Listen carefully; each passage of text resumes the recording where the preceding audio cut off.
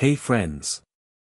Glad you're here at Revenger. What if we've cooked up something special? What if Naruto became the king of the north and the highborn ladies of the seven kingdoms fought to get married? Liking and subscribing really helps us out.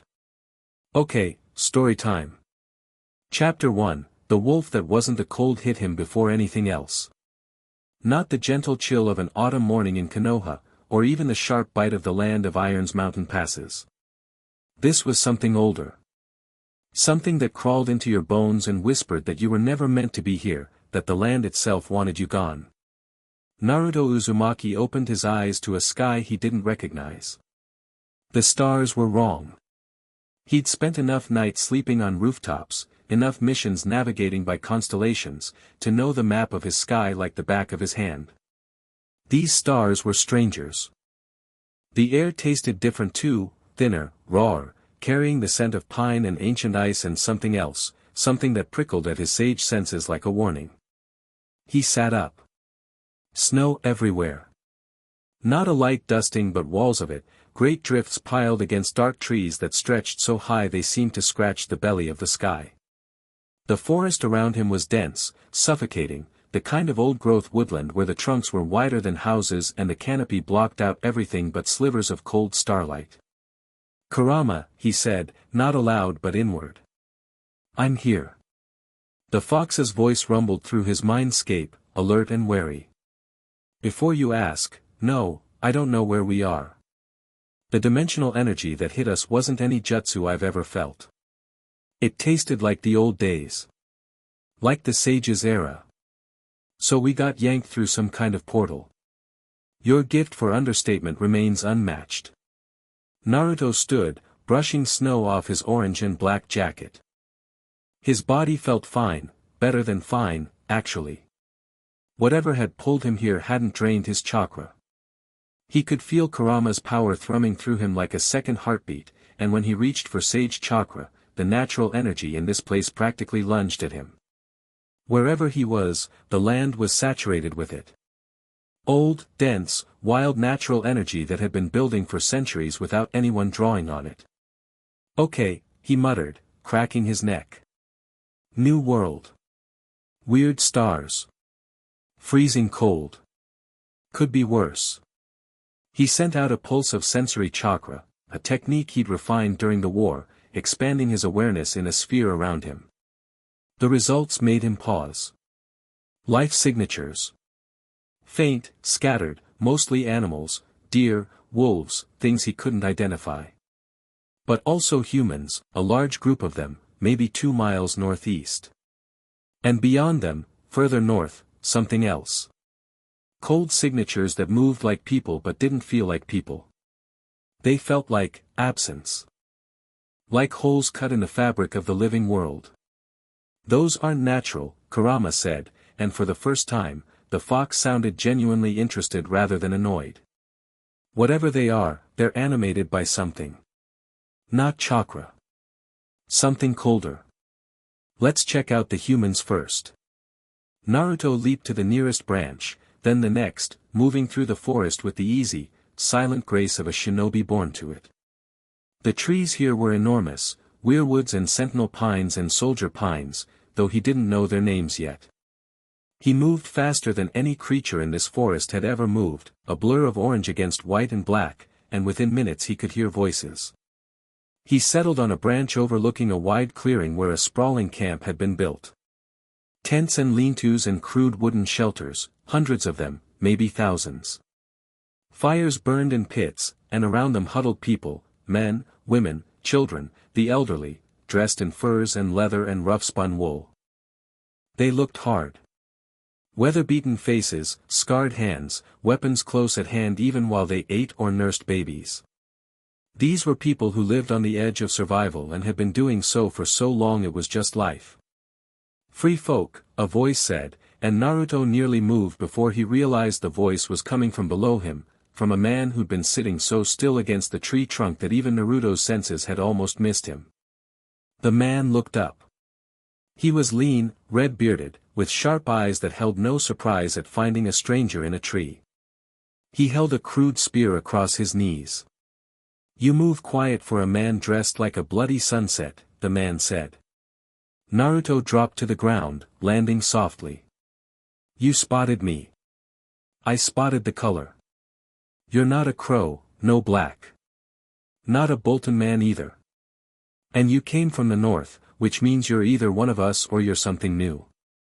The man studied him. I'm going with new. Naruto Uzumaki. He stuck out his hand. The man stared at it for a moment, then clasped his forearm instead. Tormund. Tormund Giant's Bane. And before you ask, yes, I really did, he didn't ask, called a woman from a nearby fire, and a few people laughed.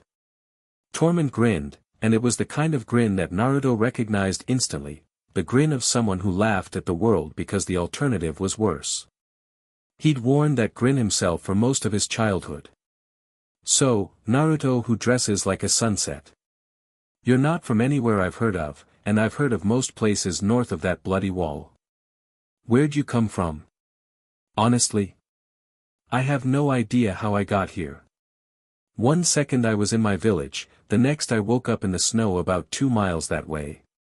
He jerked a thumb southwest. I don't know this land. I don't know those stars. I'm pretty sure I'm not even in the same world I started in. Most people would have laughed at him or called him mad. Tormund just narrowed his eyes and nodded slowly. The woods have been strange lately. Stranger than usual, and usual is already plenty strange. The trees have been whispering, and I don't mean the wind through the branches, I mean whispering, words almost, in a language the first men might have known. Things have been walking in the dark that shouldn't be walking at all. He paused. A man falling out of another world is about the 5th strangest thing to happen this month. What's first? Tormund's grin faded. The dead started getting up. The campfire nearest them crackled, and Naruto became aware that others had drifted closer, listening. A woman with a scarred face and a boy who couldn't have been more than 12, holding an axe too big for him. An old man with milky eyes who seemed to be looking at Naruto with more than just sight. Tell me, Naruto said, and sat down. Tormund told him. The story came out in pieces, with others chipping in, the scarred woman, whose name was Karsi, and the old man, who was called Rattleshirt though Naruto suspected that wasn't his real name. They told him about the White Walkers, creatures of ice and cold that came with winter. About the whites, the dead raised to fight for them. About the wall, 700 feet of ice stretching across the continent, built 8,000 years ago to keep the walkers out. About the Night's Watch, the brotherhood in black that manned the wall.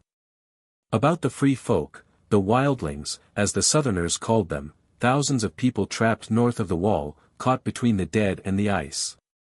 And about Mance Rayder, the king beyond the wall, who had united the free folk for the first time in generations because he understood that the only chance any of them had was to get south of the wall before the real cold came. Naruto listened without interrupting, filing away details, building a picture. When Tormund finished, the fire had burned low and the stars had wheeled halfway across that unfamiliar sky. So let me get this straight, Naruto said. You've got an army of the dead marching from the north. You've got a giant wall of ice between you and safety. The people on the other side of the wall think you're the enemy. And your plan is to basically knock on the door and hope they let you in. When you put it like that, it sounds stupid, Tormund admitted. It sounds desperate. Same thing, up here. Naruto was quiet for a moment, feeling the pulse of those cold signatures at the edge of his awareness. They were closer than they'd been an hour ago. Moving slowly, but moving. Those things you're talking about, he said. The White Walkers and the dead they control. There's a group of them about 4 miles north, heading this way.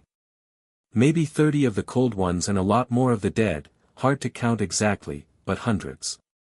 Silence around the fire. Tormund sat up straight. You can sense them. I can sense everything in a pretty wide radius. It's a technique from my homeland. And those things feel wrong, like cold spots in the world where life should be. Tormund was on his feet. How long? Naruto calculated distance and speed. At the rate they're moving. 3 hours. Maybe 4. We need to move. Now. Break camp, get everyone, or, Naruto said, and his voice was calm in a way that made people stop and listen. I could go deal with it. Tormund stared at him. You. Deal with a column of others and their whites. Alone. I mean, I could bring some of me along if it'd make you feel better. Some of you? Naruto held up his hands in a cross-shaped seal.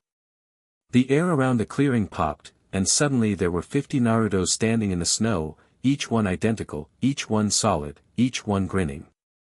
The free folk scrambled back. Weapons came out. A child screamed. Tormund's spear was in his hand so fast it blurred, the point leveled at the nearest clone's chest. Easy, easy, the original Naruto said, waving his hands. They're me. It's a technique, I can create copies of myself. Solid ones. They can fight, talk, think. Here, watch. He nodded at the nearest clone, who reached over and flicked Tormund on the ear. Tormund swatted at the clone, who dodged, laughing. What in the frozen hells, I'm not from your world, Naruto said simply. Where I come from, people can do things that would seem like magic here. Honestly, I'm probably the strongest person from my world, and that's not bragging, it's just kind of how things worked out. So. He dispersed the clones with a wave, leaving just himself. Point me at the dead things. Let me show you what I can do. And then let's talk about getting your people south of that wall. Tormund looked at Carsey. Carsey looked at the old man. The old man, who hadn't said a word in an hour, smiled with 3 remaining teeth and said, the trees told me something was coming. Didn't think it'd be this loud. Naruto ran north. Not at a polite jog, not at the loping pace of a ranger used to covering ground. He ran, and the world blurred around him, trees whipping past so fast they became dark streaks, snow exploding in his wake in a rooster tail that rose 30 feet in the air. He crossed 4 miles in minutes, leaping fallen trunks and frozen streams and once a ravine so wide that any normal man would have needed an hour to find a way around. He felt them before he saw them. That wrongness, that absence, growing stronger with each stride. And then the forest opened into a frozen lake, and they were there. The whites came first, a tide of them shambling across the ice. Men, women, children, animals, all dead, all moving with that horrible jerky puppet walk of bodies animated by something that didn't understand how joints were supposed to work. Their eyes glowed blue in the darkness, 100 points of cold light, and the sound they made was the worst part, not groaning, not screaming, but a kind of rattling, like bones shaking in a bag. Behind them, riding dead horses, were the White Walkers. They were beautiful in the way a glacier is beautiful, vast, cold, utterly indifferent to life. Tall and gaunt, with armor that seemed to be made of crystallized ice, carrying blades that shimmered like moonlight on snow. Their skin was pale as milk, their eyes a burning, ancient blue that held intelligence and malice and something that might have been contempt for everything warm. There were 32 of them. Naruto counted. The lead walker saw him and reined up. The white stopped too, a wave of dead flesh halting at the edge of the frozen lake. For a moment, silence. The walker tilted its head, studying this strange orange figure standing alone on the ice, and Naruto could feel it reaching out with whatever senses it had, trying to understand what it was looking at. Hey, Naruto said. So I just got here, and I've been hearing a lot about you guys. Dead armies, long night, existential threat to all living things. That about right? The walker drew its blade. The sound it made was like a scream trapped in ice. Yeah, I figured talking wasn't really your thing. He didn't bother with shadow clones. Didn't bother with sage mode. He wanted to test these things first, understand what they could do, and the best way to do that was to meet them head-on at a level where he could still learn something. The whites charged. All of them, all at once, a wave of dead things converging on his position from 3 sides. Naruto punched the first one and it exploded. Not dramatically, the frozen body simply came apart, the animating force unable to hold it together against the force of even a casual blow from someone who traded punches with gods. He spun, kicked, and 3 more went flying across the lake like ragdolls. He moved through them like a wolf through chickens, each strike precise, each movement flowing into the next with the efficiency of someone who'd been fighting since he was 12 years old and had never really stopped. But they kept coming.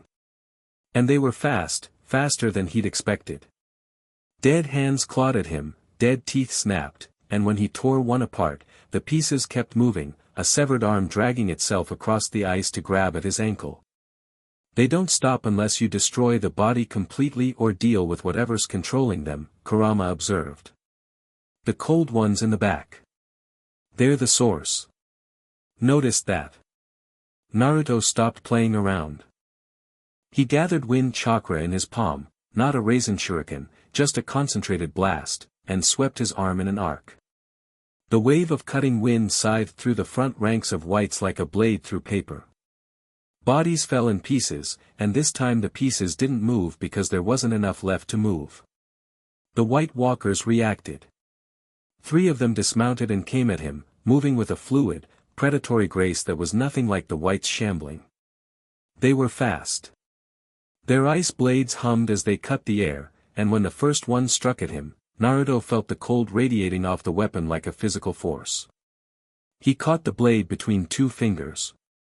The walker's blue eyes widened. That was the only expression Naruto needed to see, the moment when something ancient and powerful realized it had just picked a fight with something worse. "Let me show you something," Naruto said, and golden light erupted from his body. Kurama's chakra cloak blazed to life, not the bubbling, angry red of the early days, but the perfected golden form he'd mastered during the war. The cloak wrapped around him like living flame, chakra arms extending from his back, truth-seeking orbs materializing in a halo behind him. The temperature around him spiked so dramatically that the ice beneath his feet cracked and began to melt. The walker tried to pull its blade free. Naruto snapped it between his fingers like a twig. Then he moved. To the free folk scouts watching from the tree-line, Torment had sent them, because of course he had. No man with half a brain let a stranger walk into the dark without at least watching. What happened next looked like a golden sun touching down on the frozen lake. Naruto blurred through the White Walkers like light through glass, and everything he touched shattered. Not died, shattered. The walkers broke apart like ice sculptures struck by hammers, their bodies crystallizing and cracking and exploding into fragments that caught the golden light and made the whole clearing sparkle like a field of diamonds. When a walker died, every white it controlled dropped. Naruto figured that out by the 3rd one and adjusted his strategy, targeting the walkers directly, weaving through the mass of dead with a speed that turned them into obstacles rather than threats. 12 seconds. That's how long it took. 12 seconds to destroy 32 White Walkers and, by extension, every white they commanded. The lake was quiet. Steam rose from cracks in the ice where Naruto's chakra cloak had superheated the frozen surface. Fragments of shattered walkers glittered in the snow like scattered sapphires. The whites lay where they'd fallen, truly dead now, and the animating blue light had gone from their eyes. Naruto let the cloak fade. He wasn't breathing hard. He wasn't even particularly alert. This hadn't been a fight, not really. The walkers were dangerous by this world's standards, he could tell that much. Any one of them would have cut through a normal army. But Naruto had fought Kaguya. He'd fought Madara with the 10 tails. He'd punched a goddess through dimensions. These things were Tuesday. The cold ones had a crystalline structure at their core, Kurama said thoughtfully. Some kind of magical ice formation. When your chakra hit it, it couldn't maintain cohesion. Your young chakra is essentially anathema to whatever animates them. So I'm basically walker poison. You're basically walker extinction. Naruto turned and walked back toward the free folk camp, and the scouts in the trees, who had seen everything, whose minds were still trying to process a man made of golden light tearing apart 30 others like they were made of spun sugar, scrambled to get ahead of him. By the time he reached the camp, the whole settlement was awake. Tormund stood at the edge of the firelight, and Naruto could read the man's expression like a book. Fear, awe, calculation, and underneath it all, the desperate, guttering flame of hope. "They're done," Naruto said. "All of them. The cold ones shatter if you hit them hard enough with the right energy, and when they break, their dead stop moving." "All of them," Tormund repeated. 30 others. 32. Tormund sat down in the snow. Just sat down, like his legs had decided they were done holding him up. Karsi appeared at his shoulder, and her scarred face held an expression that Naruto recognized from a lifetime of exceeding people's expectations, the look of someone who wanted to believe but was terrified of being disappointed. "He's telling the truth," one of the scouts said, stumbling into the firelight. A young man, shaking, not from cold. "I saw it. He turned into... I don't even know. A golden giant. He went through them like they were nothing." The camp erupted. People talking, shouting, crying, arguing. Naruto let it happen. He'd been the dead last kid that nobody believed in for years. He knew that proof took time to sink in and that pushing too hard too fast made people push back. Tormund found his feet again. He walked up to Naruto, and the big man's eyes were bright with something that might have been tears, though Naruto suspected Tormund would bite off his own tongue before admitting it. "My daughter is 8, Tormund said quietly, so only Naruto could hear. "I've been telling her for 2 years that we'll find a way south. That will be safe. Every night she asks me if the dead are coming, and every night I tell her not tonight. Not tonight." His voice cracked, just slightly. "You just killed 32 of the things that have been haunting her dreams." Naruto put a hand on Tormund's shoulder. "I'm going to get your people south. All of them. I don't know this world yet, but I know the dead shouldn't be walking around eating the living. Point me at whatever's in the way. The wall is in the way. 700 feet of ice, and the Night's Watch on top of it. They'll fill us full of arrows before we get within shouting distance. Then I'll do the shouting." The march to the wall took 4 days. It would have taken a normal force 2 weeks. The snow was deep, the terrain was brutal, and there were children and elderly among the free folk who couldn't move fast. Naruto solved this with shadow clones. 200 of them, spread through the column, carrying children on their backs, helping the elderly through snowdrifts, scouting ahead for crevasses and frozen rivers. He sent another 100 ahead as a perimeter screen, and those clones reported back every hour with detailed information about the terrain, the weather, and the movements of the dead. The free folk stared at first. Then they got used to it. By the second day, Tormund's daughter, a fierce little redhead named Munda, had named the clone that carried her, Sunny, and was chattering at it non-stop about the different types of snow and which ones were good for building forts. Mance Rayder found them on the 3rd day. The king beyond the wall arrived with 50 riders, hard men and women on shaggy horses, and Naruto sensed him before he saw him. The man had presence, not chakra. This world didn't have chakra, but a quality of will that Naruto associated with Kage-level leaders. He'd felt it in Gaara, in the Raikage, in Tsunade. The ability to walk into a room and have every eye follow you. Mance was lean and weathered, with gray-streaked hair and the watchful eyes of a man who'd survived by being smarter than everyone around him. He rode up to Naruto's position at the head of the column, and for a long moment, the two men just looked at each other. "You're not what I expected," Mance said. "People keep telling me that." "What were you expecting?" "Tormund's scouts said you were a golden god who shattered others with your bare hands." "I was expecting someone taller." Naruto laughed. Genuinely, from the belly, the kind of laugh that made Mance's riders shift uncomfortably because they'd been ready for a confrontation and instead got a kid who looked barely 20 cracking up at a joke. "I get that a lot," Naruto said. "I'm Naruto Uzumaki. I'm not from your world. I can do things that look impossible, and I'm trying to get these people south of the wall before more dead things show up." Mance dismounted. He was shorter than Naruto expected too, medium height, wiry, with the kind of build that suggested speed over strength. He walked right up to Naruto and studied his face with an intensity that had nothing to do with threat assessment and everything to do with reading him. "Tormund trusts you," Mance said. "Tormund watched me kill 32 White Walkers in 12 seconds. Tormund is easily impressed. I'm not." Mance paused. "But my scouts confirmed the kill site. I've never seen anything like it. And Tormund doesn't give trust lightly, he just does it loudly." He extended his hand. "I've been trying to get my people south of the wall for 3 years. If you can do what they say you can do, then I'd be a fool to turn you away. I can do what they say. More, actually. Good.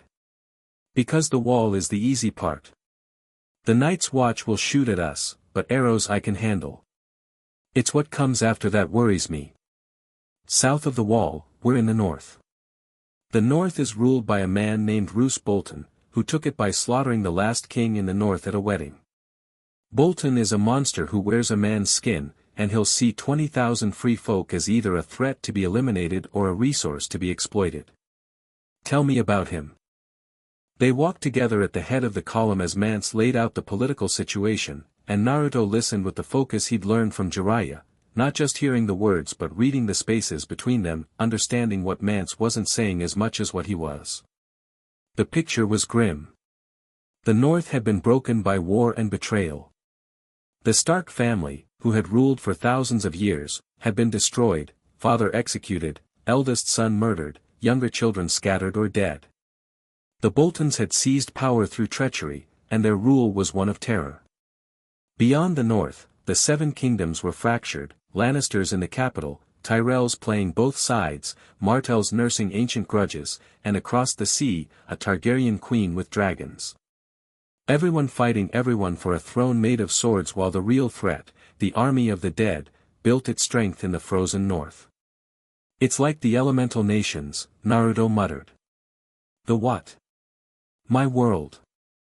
5 great nations, always fighting each other, ignoring the real threats until someone like me comes along and punches the problem until it stops being a problem." He grinned, and it was the grin of someone who'd done exactly that, repeatedly, against increasingly impossible odds. "I'm good at that." They reached the wall on the 4th day, and Naruto understood immediately why it was legendary. 700 feet of ice, stretching from horizon to horizon, a cliff face of frozen blue-white that seemed to lean over you, to press down on you with its sheer impossible mass. It was the biggest thing Naruto had ever seen that wasn't a tailed beast or a summoning animal, and even by those standards, it was impressive. The wall wasn't just a fortification, it was a statement. A line drawn across the world that said, "This far, no further." Castle Black sat at its base, a huddle of dark towers and wooden buildings that looked tiny against the wall's immensity. Naruto could sense the men inside, not many, maybe 1,000, and most of them were afraid. He could feel it in the way their life energies flickered and pulsed, the jangled patterns of people who had been living in fear for too long. "They'll see us coming," Mance said. "They've probably seen us already. The top of the wall has patrols. Let me handle this." Naruto walked forward, alone, across the open ground between the tree line and the base of the wall. He could feel arrows being knocked, could sense the tension in the men above like a physical pressure. A sensible person would have been afraid. Naruto had never been particularly sensible. "Hui!" he shouted, and he put a little chakra behind it, enough to make his voice carry to the top of the wall and beyond. "My name is Naruto Uzumaki. I've got 20,000 people behind me, including women and children, and an army of the dead behind them. I'd like to talk to whoever's in charge before I do something dramatic." Silence from the wall. Then, faintly, a voice from the top, "You'll address the Lord Commander of the Night's Watch with respect, wildling." "I'm not a wildling. I'm a shinobi from another dimension. And I just killed 32 White Walkers, so maybe the Lord Commander wants to hear about that before you waste arrows on me." A longer silence. Then a different voice, quieter but carrying the kind of authority that didn't need volume, opened the gate. The tunnel through the wall was a passage through ice so old and deep that it felt like walking through the heart of a glacier. Naruto emerged on the other side into a courtyard where a group of men in black stood waiting, and at their center was a young man, younger than Naruto, barely more than a boy, with dark hair and a face that carried too much weight for his years. "I'm Jon Snow," the young man said. "Lord Commander of the Night's Watch. Naruto Uzumaki. Nice to meet you." He looked around the courtyard, at the crumbling walls, the undermanned defenses, the faces of men who looked like they hadn't had a good meal or a good night's sleep in months. "You're holding this wall with this? We manage. You're barely surviving." It wasn't a criticism, it was the observation of someone who'd seen enough war to recognize an army at its breaking point. "How many men?" "Just under 1,000. For a wall that's 300 miles long." Jon's jaw tightened. "We manage," he repeated, and there was steel under the exhaustion. Naruto looked at this kid, because that's what he was, a kid carrying an impossible burden with nothing but stubbornness and duty, and saw himself. Saw the 12-year-old who'd declared he'd be Hokage when the whole village hated him. Saw the 16-year-old who'd gone to war against impossible odds because someone had to. "I believe you," Naruto said. "And I'm going to help. But first, those 20,000 people outside your wall. They're not your enemy. The dead are your enemy. The free folk are just people trying to survive, same as you. You don't understand the history. I understand that history doesn't matter when the dead are marching. I understand that 1,000 men can't hold this wall, but 1,000 men plus 20,000 free folk might. And I understand that if you're the kind of man I think you are, you already know this and you've been fighting your own people to make them see it." Jon Snow stared at him. Then something in his expression shifted, a crack in the armor, a moment of vulnerability that he quickly buried. "Who are you?" he asked, and it wasn't the same question it had been a minute ago. "I'm the guy who's going to help you save the world. If you let me. The men won't accept wildlings inside the wall. They'll mutiny." Naruto smiled. It was the smile that Sasuke knew, the one that meant the impossible was about to become inevitable. "Want to see a trick?" He walked to the center of the courtyard, and this time he didn't hold back. 1,000 shadow clones materialized in a cascade of chakra smoke, filling the courtyard, spilling out through doorways, appearing on walls and rooftops and the top of the wall itself. 1,000 identical orange-clad figures, each one solid, each one waving cheerfully at the nearest black brother. The Night's Watch froze. 1,000 men who had sworn to defend the realms of men stood paralyzed as 1,000 Narutos grinned at them. "I can do that as many times as I want," the original said, dispersing the clones. "I can also do this." He held up a hand, and a Rasengan spiraled to life in his palm, casting rotating blue light across the stunned faces of the watch. He let it fade. And this. Golden light flickered across his skin, just a taste of Kurama's cloak, enough to raise the temperature in the courtyard by 10 degrees and make every man present feel, for a moment, genuinely warm for the first time in months. "I killed 32 White Walkers 4 nights ago. Alone. In seconds. I'm not telling you this to frighten you, I'm telling you because you need to understand that the game has changed. I'm here now. And I'm going to fix this mess. But I need you to open that gate and let those people through, because they're not the threat. They never were." Jon Snow looked at him for a long moment. The courtyard was silent except for the wind. "You're asking me to trust you," Jon said. "Yeah. I am. I've been betrayed by every person I've trusted. My father was executed for being honest.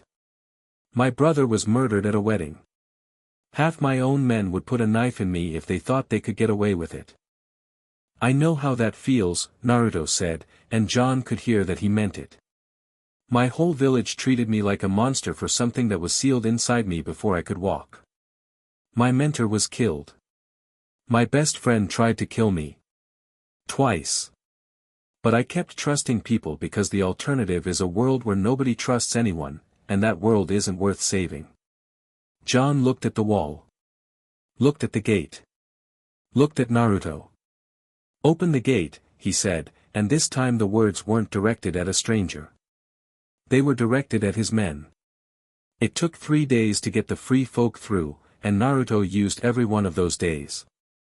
His clones were everywhere, helping with logistics, distributing food from storage caches he'd located using Sage Mode, repairing sections of Castle Black that had been crumbling for decades.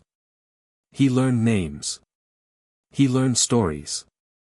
He sat with Night's Watch brothers who hated the wildlings and listened to them, let them vent their anger and their fear, and then showed them, not told them, showed them, that the free folk were people just like them.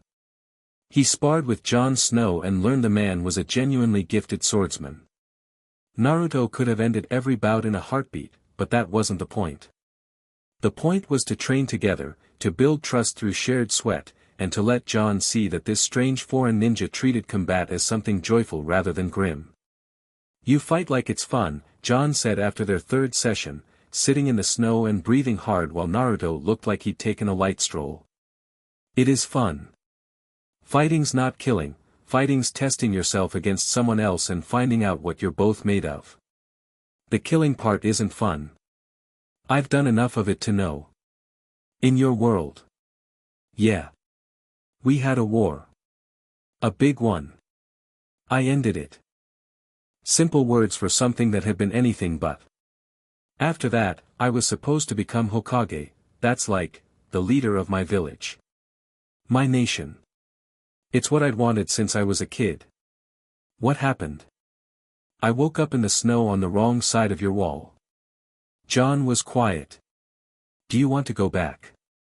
Naruto looked at the wall, at the free folk camp spreading out south of Castle Black, at the Black brothers walking among them with expressions shifting slowly from hostility to grudging tolerance. "I want to," he said. "I miss my friends. I miss home. But I can't, and wishing won't change that. So I'll do what I always do. Which is find the people who need help. Help them. Figure out the rest as I go." On the 7th day after his arrival at Castle Black, Naruto stood in the Lord Commander's quarters with Jon, Tormund, Mance, and a map of the north spread across the table. His clones had scouted 200 miles in every direction over the past 3 days, running in shifts, mapping terrain in settlements and troop movements with the thoroughness of a military intelligence operation. "The Boltons have Winterfell," Naruto said, pointing. "About 1,000 men in the castle, another 2,000 scattered through the north in garrisons. They control the territory through fear, flaying people alive, burning villages that resist, the usual tyrant playbook. They butchered the Starks," Jon said, and his voice was careful, controlled, but Naruto could hear the rage beneath it like lava under stone. "I know. Mance told me about the Red Wedding." Naruto tapped the map. "Here's what I also know, the Northern Lords hate the Boltons. House Mormont, House Glover, House Manderley, they're all keeping their heads down because they don't see an alternative, but if someone gave them one, they'd rise." "An alternative like what?" Tormund asked. "Like me." Mance leaned forward. "You want to take Winterfell?" "I want to liberate Winterfell. The North needs a center, a rallying point. Right now it's got a boot on its neck. I'm going to take that boot off." "With respect," Jon said carefully, "even with your abilities, a frontal assault on Winterfell, who said anything about an assault?" Naruto grinned, and it was the grin that had driven Shikamaru to despair, the grin of someone who had a plan that was either brilliant or insane and probably both. "I'm going to walk up to the gate and knock." "That's not a plan," Jon said. "It's the only plan I've ever needed." He left the next morning. Alone, truly alone this time, no army at his back, no clones running perimeter. Just Naruto, walking south through the snow, moving at a pace that 8 miles like water. He could have been there in an hour if he'd really pushed it, but he wanted time to think. To feel the land.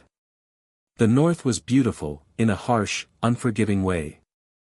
Endless forests of pine and sentinel trees, rivers running black and cold between banks of snow, mountains on the horizon like teeth in a jaw. The air was so clean it hurt his lungs. And everywhere, that thick, untouched natural energy, sage chakra for the taking, so dense it was almost visible, pooling around the ancient trees like morning mist.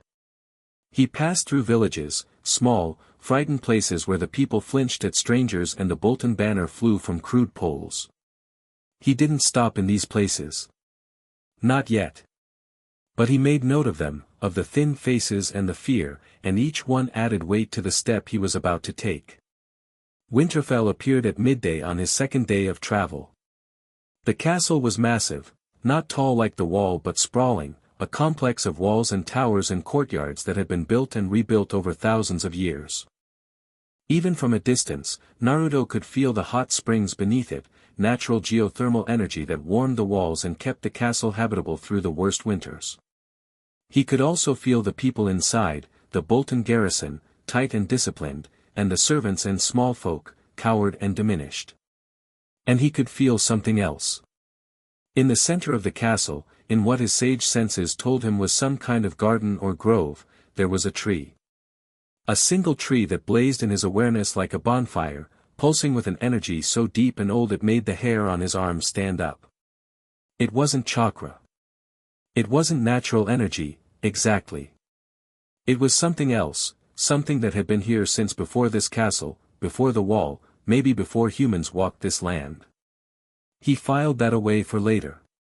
Winterfell's main gate was a massive double door of oak and iron, flanked by towers bristling with archers.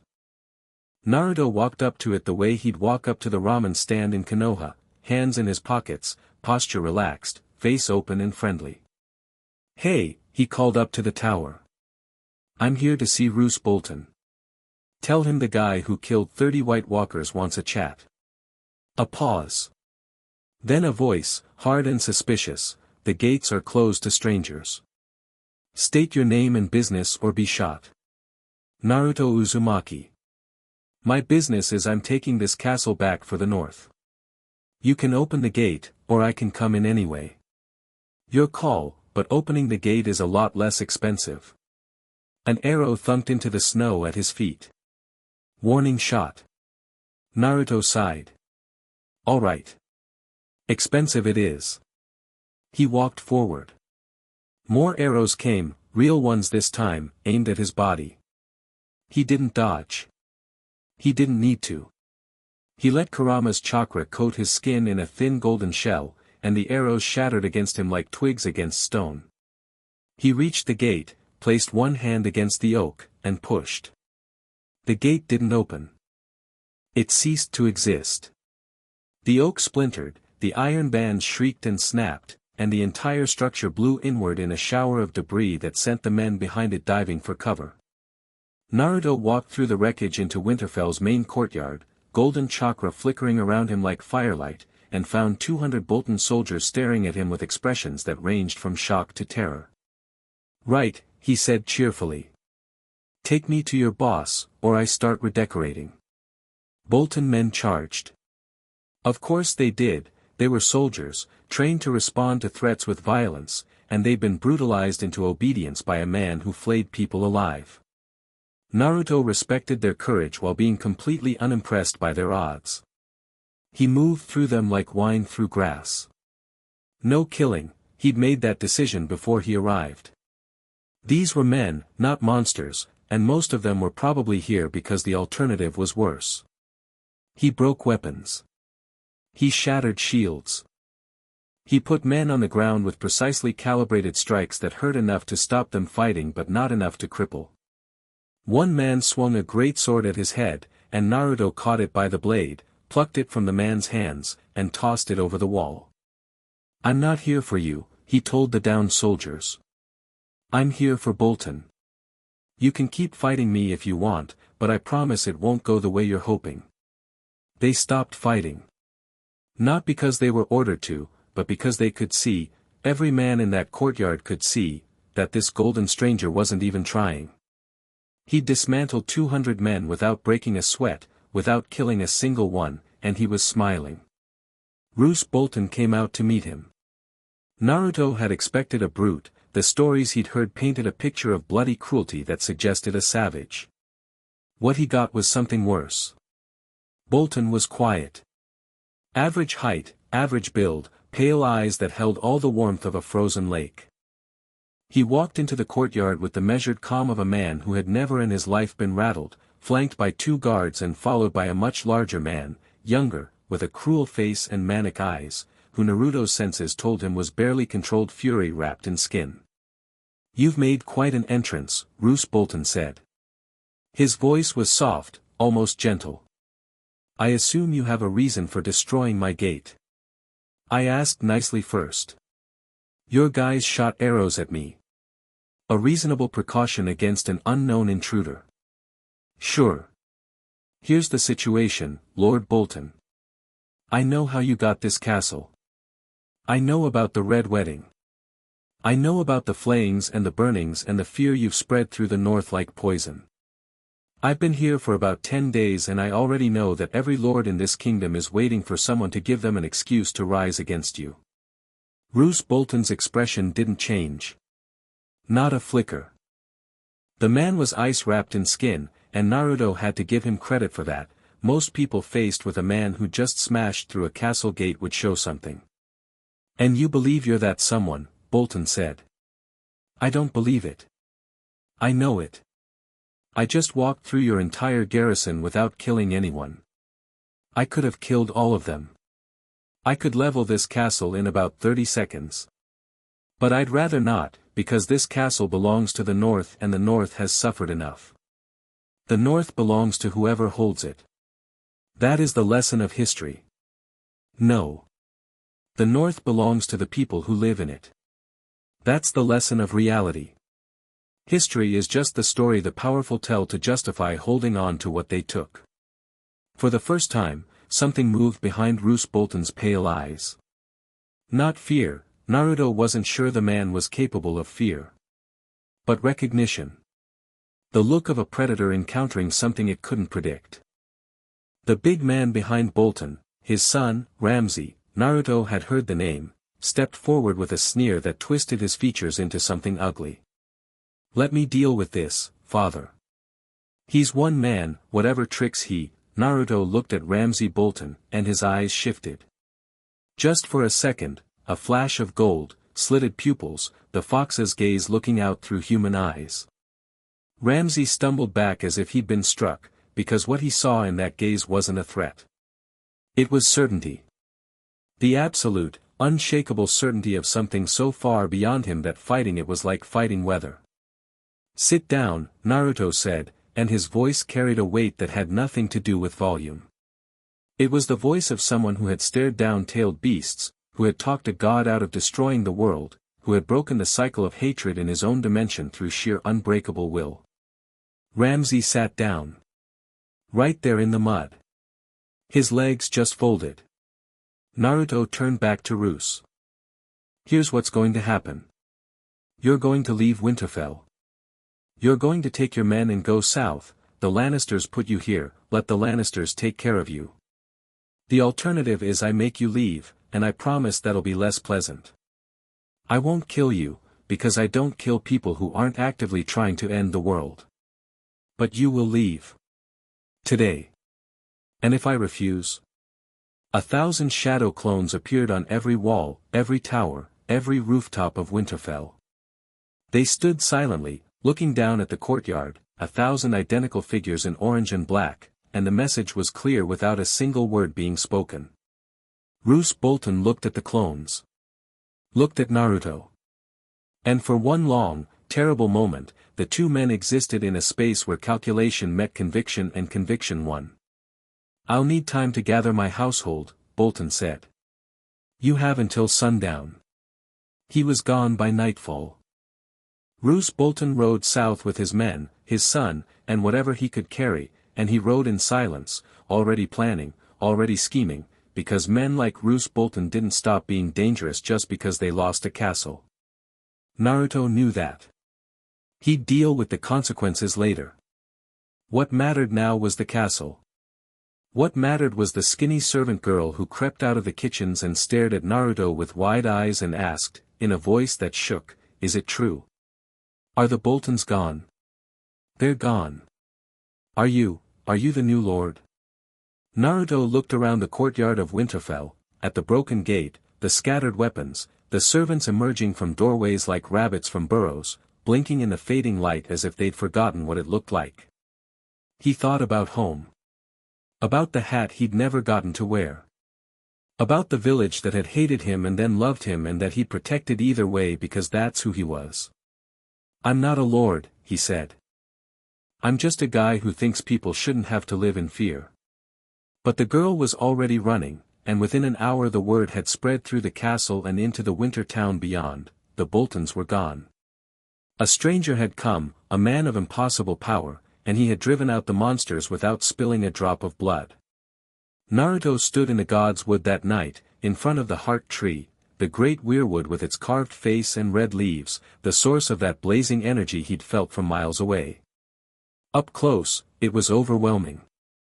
The tree pulsed with life and awareness, and when Naruto placed his hand on its white bark, he felt something reach back. Not a voice. Not a thought. More like a vast, ancient attention turning toward him, regarding him with curiosity. "I don't know who you are," he said quietly. "Or what you are. But I'm here now, and I'm going to take care of this place. These people." The leaves rustled, though there was no wind. "That tree is old," Kurama murmured. "Old like the sage was old. Whatever power is in it, it's been here since before this kingdom, before this castle, maybe before humans walked this land." "Yeah," Naruto agreed. "I felt that too." He sat at the base of the heart tree, cross-legged, and entered sage mode. The natural energy of the north flowed into him like a river finding the sea, and for the first time since waking up in the snow, Naruto felt something that might have been peace. Not the peace of giving up, the peace of finding purpose. He was stuck in a strange world. He was alone, cut off from everyone he loved. But there were people here who needed help, people living in fear, people hunted by the dead, people crushed under the boots of tyrants. And Naruto Uzumaki had never in his life been able to walk past someone who needed help. The North would heal. He'd make sure of it. And the 7 kingdoms south of here, with their games and their thrones and their endless scheming? They were about to learn that a new player had arrived, and he didn't play by their rules. He played by his own. Ravens flew that night. Not from Naruto, he didn't know how to use the damn birds yet, but from the people of Winterfell. Servants, stable hands, the old maester who had survived the Bolton occupation by being useful and invisible. They sent word to every corner of the north: Winterfell is free. The Boltons are gone. A new king has come. Naruto would have corrected them on the king part if he'd known. He wasn't a king. He was a shinobi, a Jinchuriki, a kid from the worst apartment in Konoha who'd clawed his way to the top through sheer stubbornness and the refusal to let the world be worse than it had to be. But the ravens had already flown. And far to the south, in a tower in King's Landing, a golden-haired queen read the reports from her spies and felt, for the first time in years, a chill that had nothing to do with the weather. Further south still, in a sun-drenched palace in Dorne, a dark-eyed princess read the same reports and smiled. And across the narrow sea, in a pyramid in Meereen, a silver-haired queen with 3 dragons heard the whispers of her advisors and thought, "Who are you?" The game was changing. And Naruto Uzumaki, the boy who'd never played anyone's game but his own, was at the center of it. He just didn't know it yet. Chapter 2, A Crown of Ice and Fire. The First Lord arrived 3 days after the ravens flew. Naruto was in the courtyard, helping rebuild the gate he destroyed. His clones had felled timber from the wolfswood, and a dozen of them were working alongside Winterfell's carpenter, a grizzled old man named Mikken's apprentice who kept muttering that this wasn't how you built a bloody gate, when the horn sounded from the watchtower. A column of riders appeared on the King's Road, maybe 40 strong, carrying a banner that Naruto didn't recognize, a black bear on a green field. He dropped the plank he was carrying and walked to the broken gatehouse, wiping sawdust from his hands. The lead rider was not what he expected. She was a girl. Maybe 10, maybe 12, small and fierce-looking, sitting her horse with the rigid posture of someone who'd been taught to ride before she could walk. Behind her rode grizzled warriors twice her age, and every one of them deferred to her with the ease of long practice. "I am Lyanna Mormont," the girl announced, her voice carrying across the courtyard with startling authority, "Lady of Bear Island. I've come to see the man who took Winterfell from the Boltons." Naruto walked up to her horse and looked up at her. She looked down at him. Neither of them blinked. "That's me," he said. "Naruto Uzumaki. Want to come inside? It's warmer. I didn't ride 4 days through a blizzard for warmth. I rode to see if the stories are true." "Which stories?" "There's apparently a lot of them going around. That you destroyed 30 White Walkers beyond the wall. That you walked through the Bolton garrison without killing a man. That you can split yourself into 1,000 copies." Her eyes, dark and sharp as obsidian, bored into him. "And that you're not from this world." "All true." "Prove it." Naruto liked her immediately. She reminded him of Konohamaru at that age, all guts and defiance packed into a body that hadn't caught up with the spirit inside it. He held up one hand, and a Rasengan spiraled to life, casting blue-white light across her face. Her horse shied, but she controlled it with a squeeze of her knees, never taking her eyes off the spinning sphere of chakra. He let it fade. "Good enough." Lyanna Mormont dismounted. She was even smaller on the ground, the top of her head barely reaching Naruto's chest, but she walked up to him with the gravity of someone 3 times her size. "Bear Island knows no king but the king in the north, whose name is Stark," she said. "But the Starks are gone. And the north needs someone."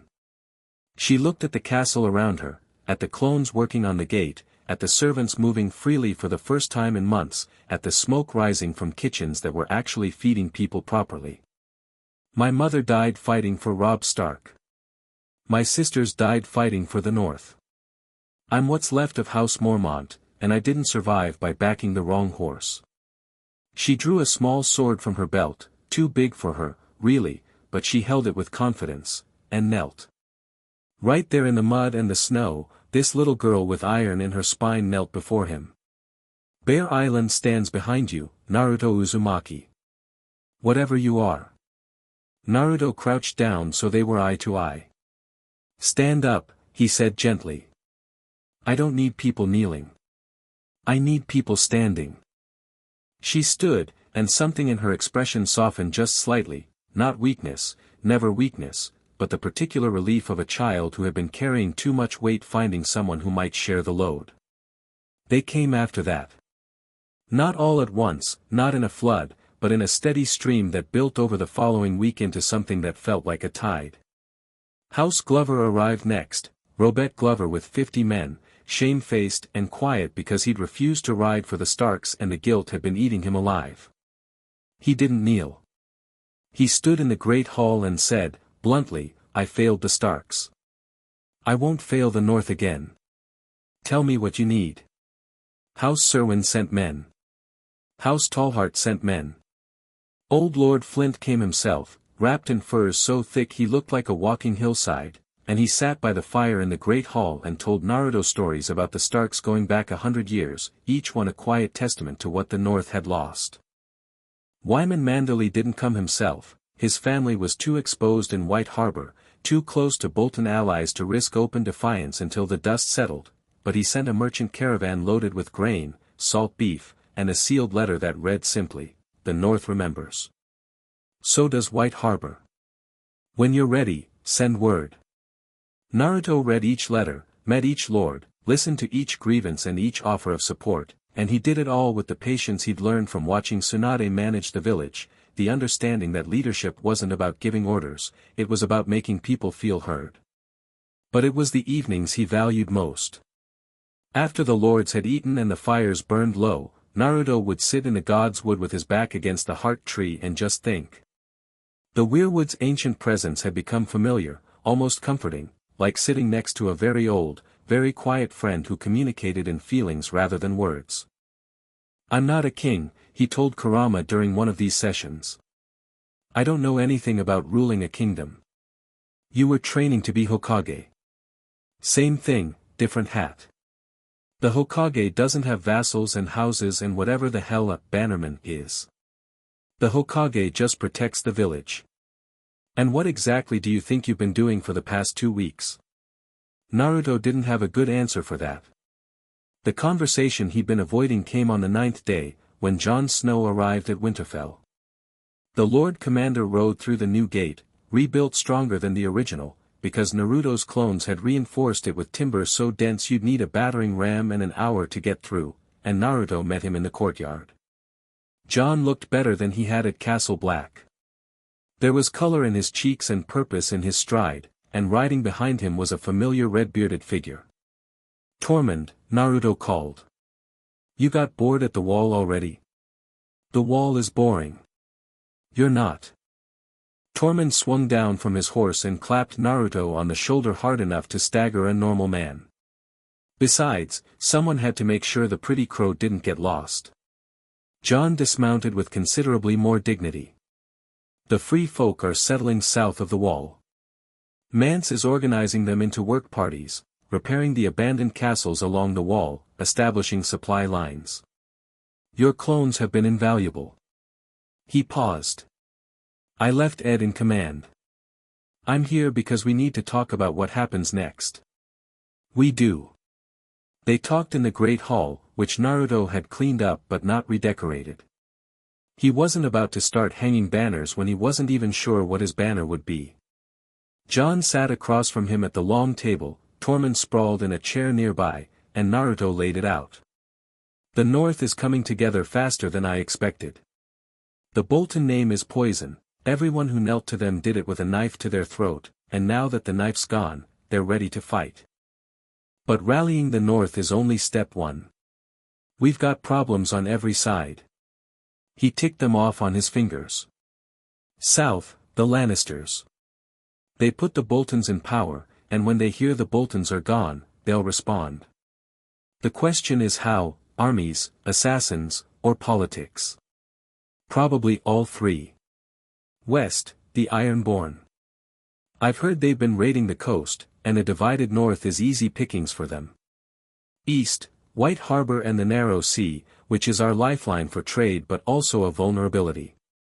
And north. He looked at Jon. You know what's north. The army of the dead, Jon said. They're massing.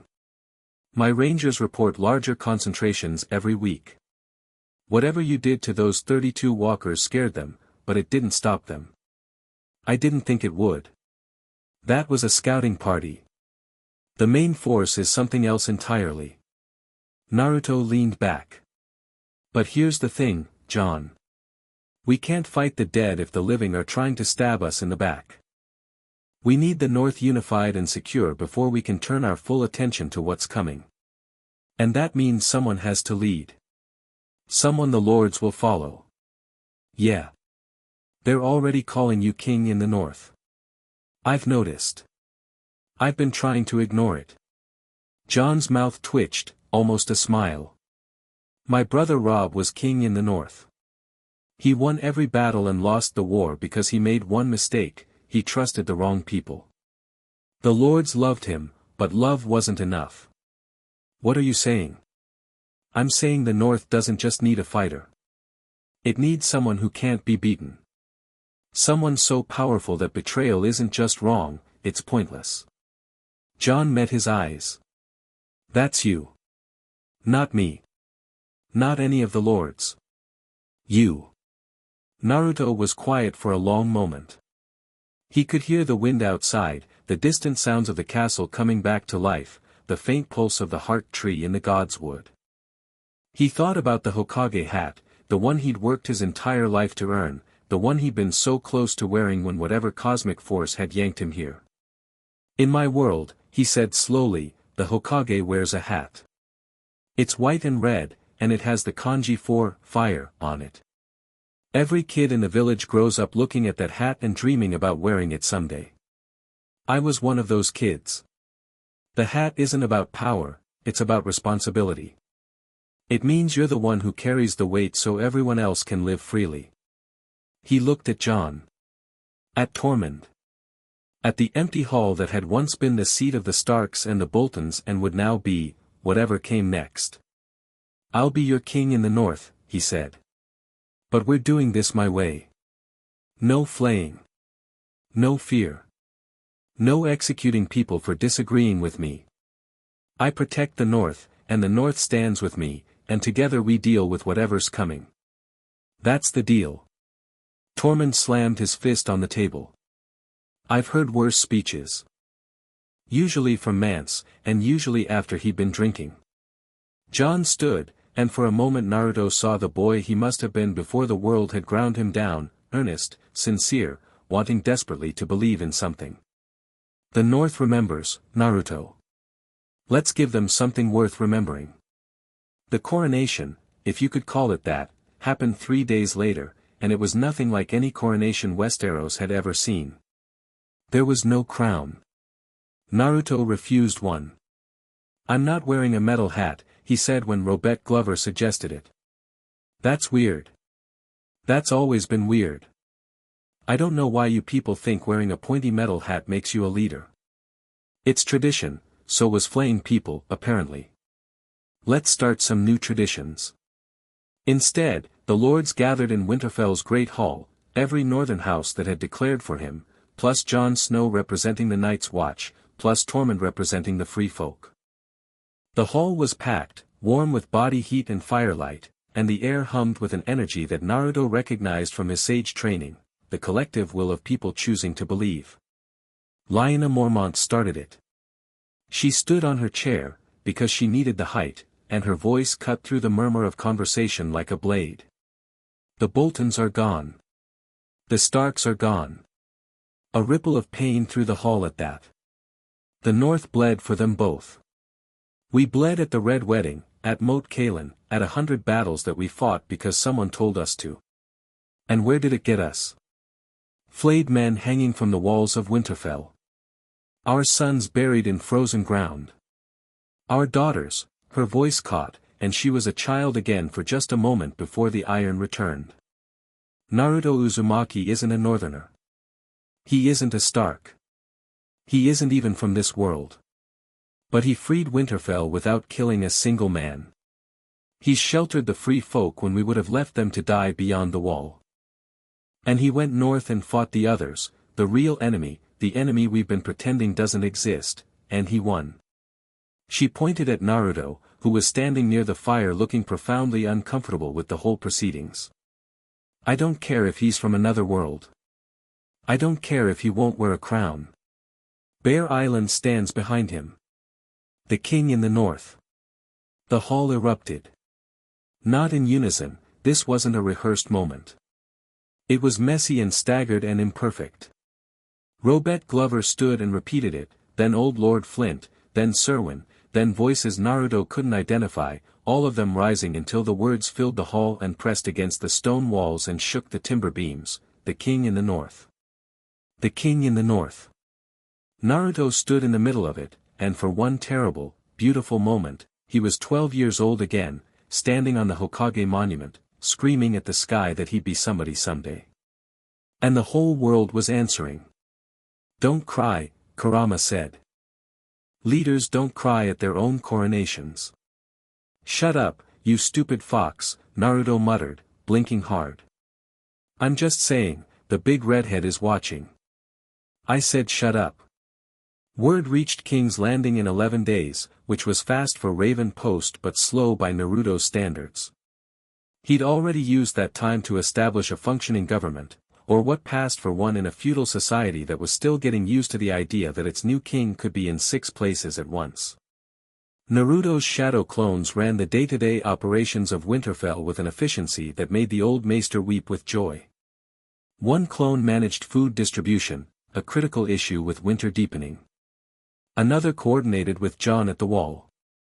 A third traveled to White Harbor to open negotiations with Wyman Manderley in person, which resulted in trade agreements that would keep the North fed through the worst of the cold. A fourth and fifth ranged through the countryside, visiting every holdfast and village, listening to grievances, mediating disputes, and, when necessary, putting the fear of the Sage of Six Paths into minor lords who thought they could exploit the transition. The original Naruto spent his time on the thing that mattered most, the northern lords themselves. He ate with them. He trained with them. He walked the walls with them at night and listened to their stories about the Old North, about the Starks, about what the Bolton occupation had cost them in ways that couldn't be measured in gold or soldiers. He learned their names, their children's names, their grudges and their hopes and the particular way each one took their ale. And slowly, deliberately, he built the kind of loyalty that couldn't be bought or coerced, the loyalty of people who trusted their leader because their leader knew them. "You're good at this," Jon observed one evening, watching Naruto charm a table of Glover men-at-arms with a story about fighting a giant sand raccoon when he was 12. The soldiers were howling with laughter, and 3 of them had tears streaming down their cheeks. "Good at what?" "Making people love you." Naruto shrugged. "I'm not trying to make them love me. I just actually like people. Most people are good, they just need someone to remind them. That's either very wise or very naive. Probably both. Story of my life." Jon shook his head, but he was smiling. Actually smiling, which was rare enough that Tormund noticed from across the hall and shouted, "Someone mark the date. The pretty crow can move his face." In King's Landing, Tywin Lannister read the reports in his study in the Tower of the Hand, and his face, unlike Jon Snow's, was entirely still. The reports were contradictory, fragmented, and deeply concerning. An unknown man had appeared in the north, driven out the Boltons without a battle, and been crowned king in the north by the same lords who had bent the knee to the Iron Throne less than a year ago. The man could reportedly create copies of himself, destroy castles with his bare hands, and had somehow killed White Walkers, creatures Tywin had dismissed as legend until 3 separate, reliable sources confirmed the reports. "Another king in the north," Cersei said from the doorway. She held a cup of wine and wore an expression that mixed contempt with something sharper. "These northerners are like weeds. Cut one down and another sprouts. This one is different. They're all the same. Barbarians playing at, this one tore down the gates of Winterfell with his hands, Cersei." Tywin's voice was quiet, which was always more dangerous than shouting.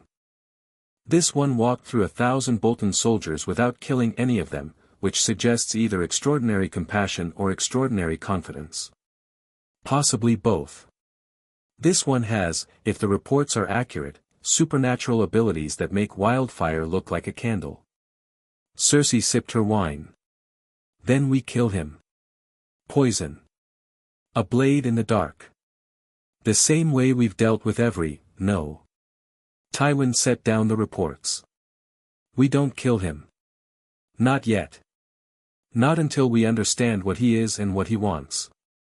A man who conquers a castle without bloodshed is not a brute, he's a politician, whether he knows it or not. And politicians can be managed. Or they manage you." Tywin looked at his daughter, and for a moment something almost like respect crossed his features. "Yes," he said. "That too." He sat in silence for a long time after she left, turning the situation over in his mind with the cold precision of a man who had been winning wars, both military and political, for 40 years. The North was rebelling again. That in itself was manageable. The North was vast but poor, and winter was coming, and a kingdom that couldn't feed itself couldn't sustain a war. But this Naruto Uzumaki was a variable he couldn't calculate. A man with unknown powers, unknown origins, and unknown motivations. The report said he was young, charismatic and genuinely popular, not feared like the Boltons, not revered like the Starks, but liked, which was somehow more dangerous than either. People fought for fear and duty. They died for someone they liked. Tywin Lannister picked up a quill and began to write. Not a declaration of war. Not an order for assassination. A letter. An invitation. He would meet this boy. He would look into his eyes and take his measure. And then he would decide. In a chamber high in the great September, Marjorie Tyrell heard the same reports from a very different source. Her grandmother, Olenna, the Queen of Thorns, sharp as the day she was born and twice as dangerous, had cultivated informants in every kingdom, and her network moved faster than any raven. A new king in the north, Olenna said, settling into her chair with the careful movements of someone who refused to acknowledge that her body was failing her. How tedious. We'd just gotten rid of the last one. This one sounds different, grandmother. They all sound different, my dear. They all turn out the same, proud northern fools who march south and lose their heads. Olenna paused. Although, I admit, the reports about his abilities are unusual. Marjorie stood by the window, looking out over King's Landing. She was, by any measure, one of the most beautiful women in the Seven Kingdoms, and she had learned long ago to use that beauty as a tool rather than a decoration. But beauty was only one edge of the blade. The other was intelligence, and Marjorie Tyrell was very, very intelligent.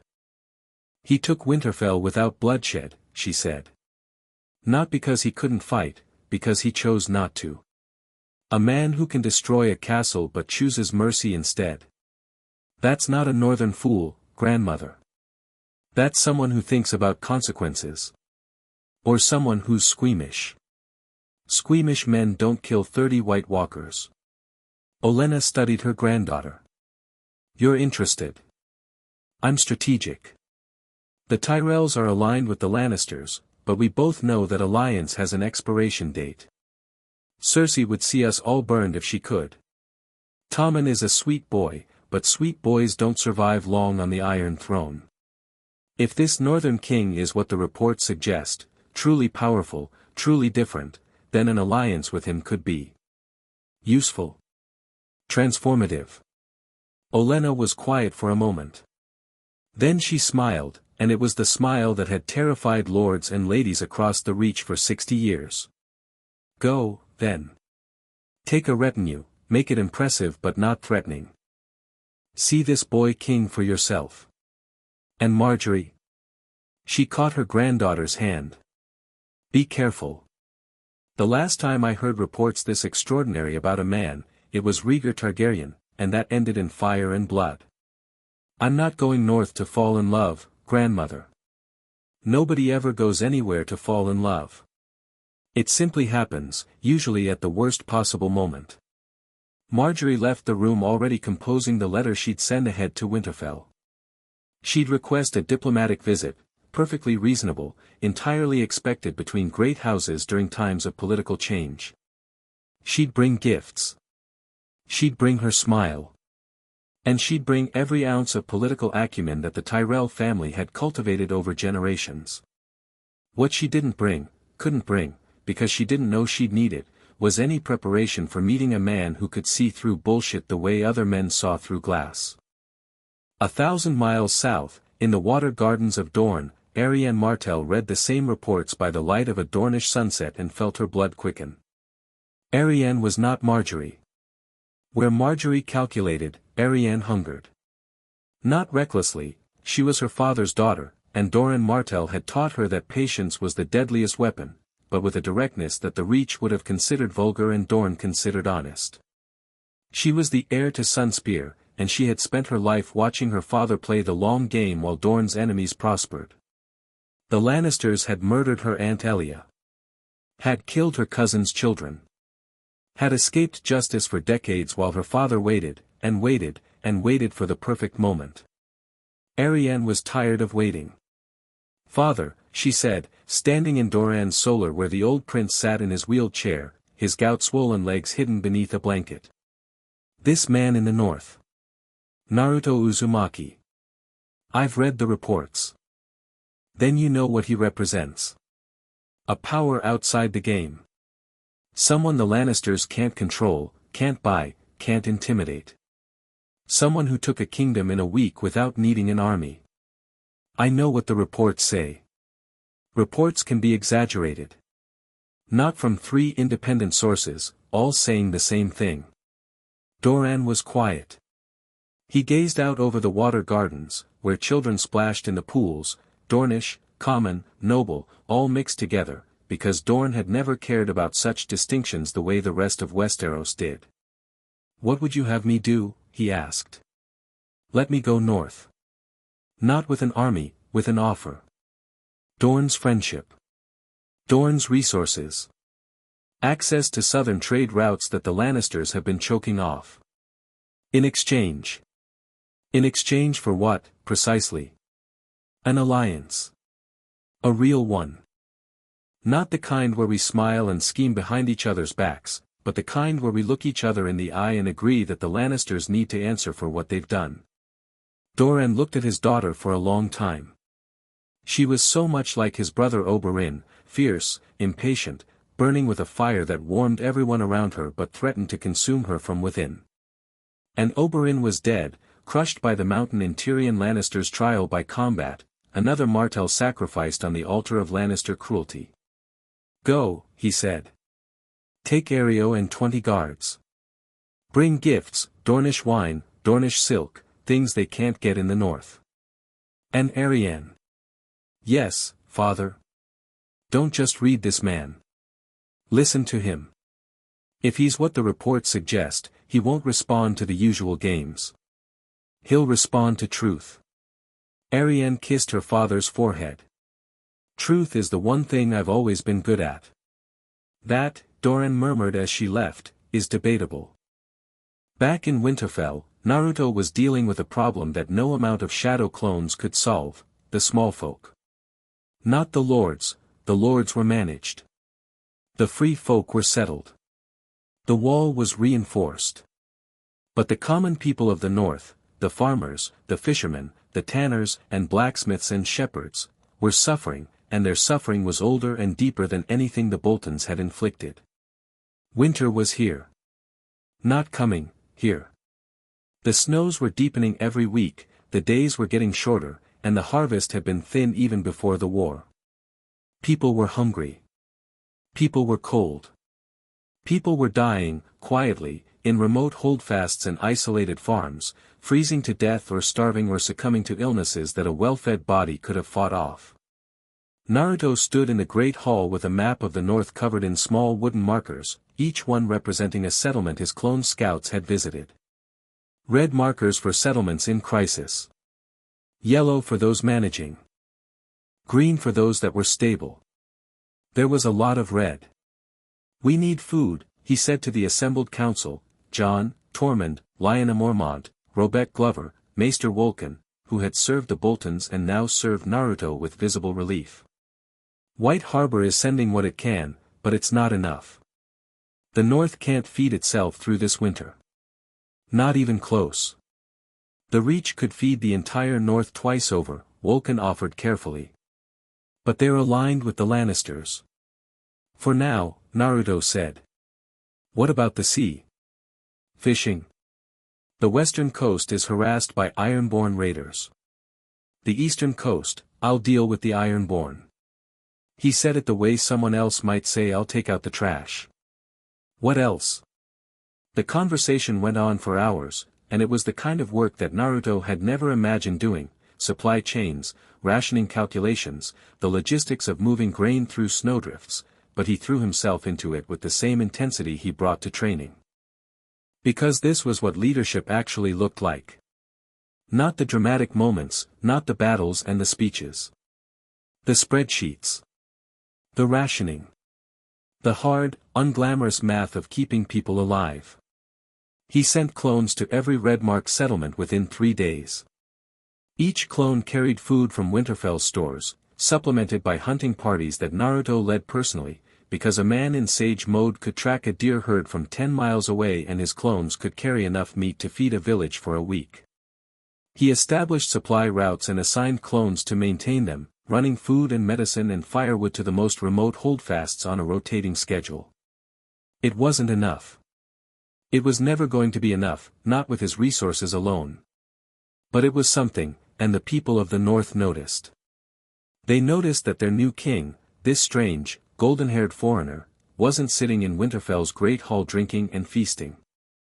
He was out in the snow, personally delivering food to villages the Boltons hadn't even acknowledged existed. He was digging out collapsed roofs and reinforcing walls against the cold and carrying sick children to healers on his own back. You can't save everyone, Jon told him one night, finding Naruto in the godswood looking exhausted for the first time since his arrival. Watch me. Naruto, I know. He rubbed his face. I know I can't. But I can save more. There's always more I can do. One more clone, one more supply run, one more village that doesn't have to bury a child this week. Jon sat down beside him. The heart tree's red leaves rustled above them, and the pale face carved into its trunk seemed to watch them with ancient eyes. You remind me of my father, Jon said quietly. Ned Stark. He used to walk the winter town himself, checking on people, making sure they had enough. He said the man who passes the sentence should swing the sword, and I think he meant it for everything, that a lord who orders rationing should know what hunger feels like. That a king who sends men to war should know what it costs. Sounds like a good man. He was the best man I ever knew. And they cut his head off for it. Naruto looked at Jon, and in the young man's eyes he saw the same thing he'd seen in Sasuke's eyes a lifetime ago, grief hardened into purpose, and underneath it, the desperate hope that the world could be better than it was. They won't cut mine off, Naruto said. Trust me on that one. I do. That's what scares me. I keep waiting for the catch. For the part where it all falls apart. Because it always falls apart up here. Not this time.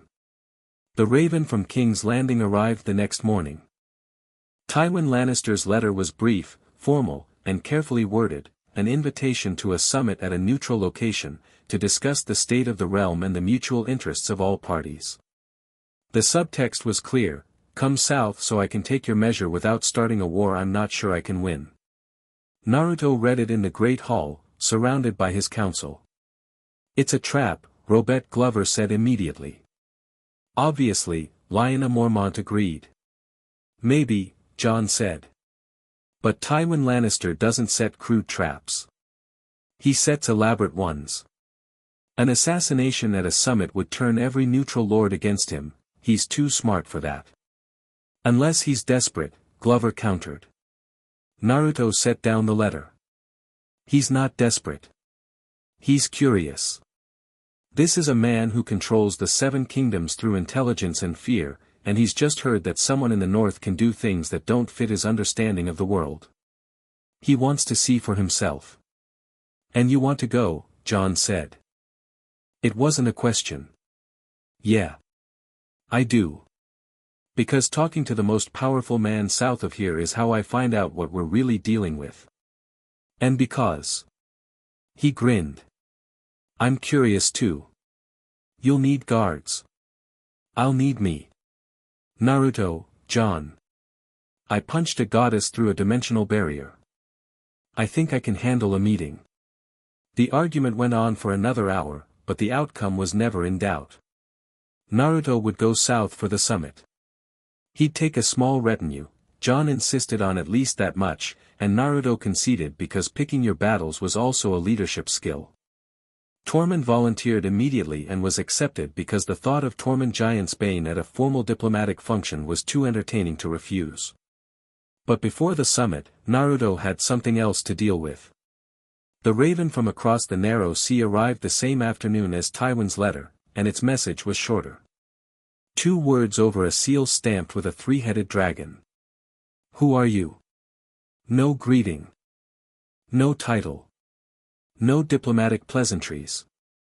Just a demand, direct and unapologetic, from someone who was clearly not used to asking twice. Naruto stared at the message, turning it over.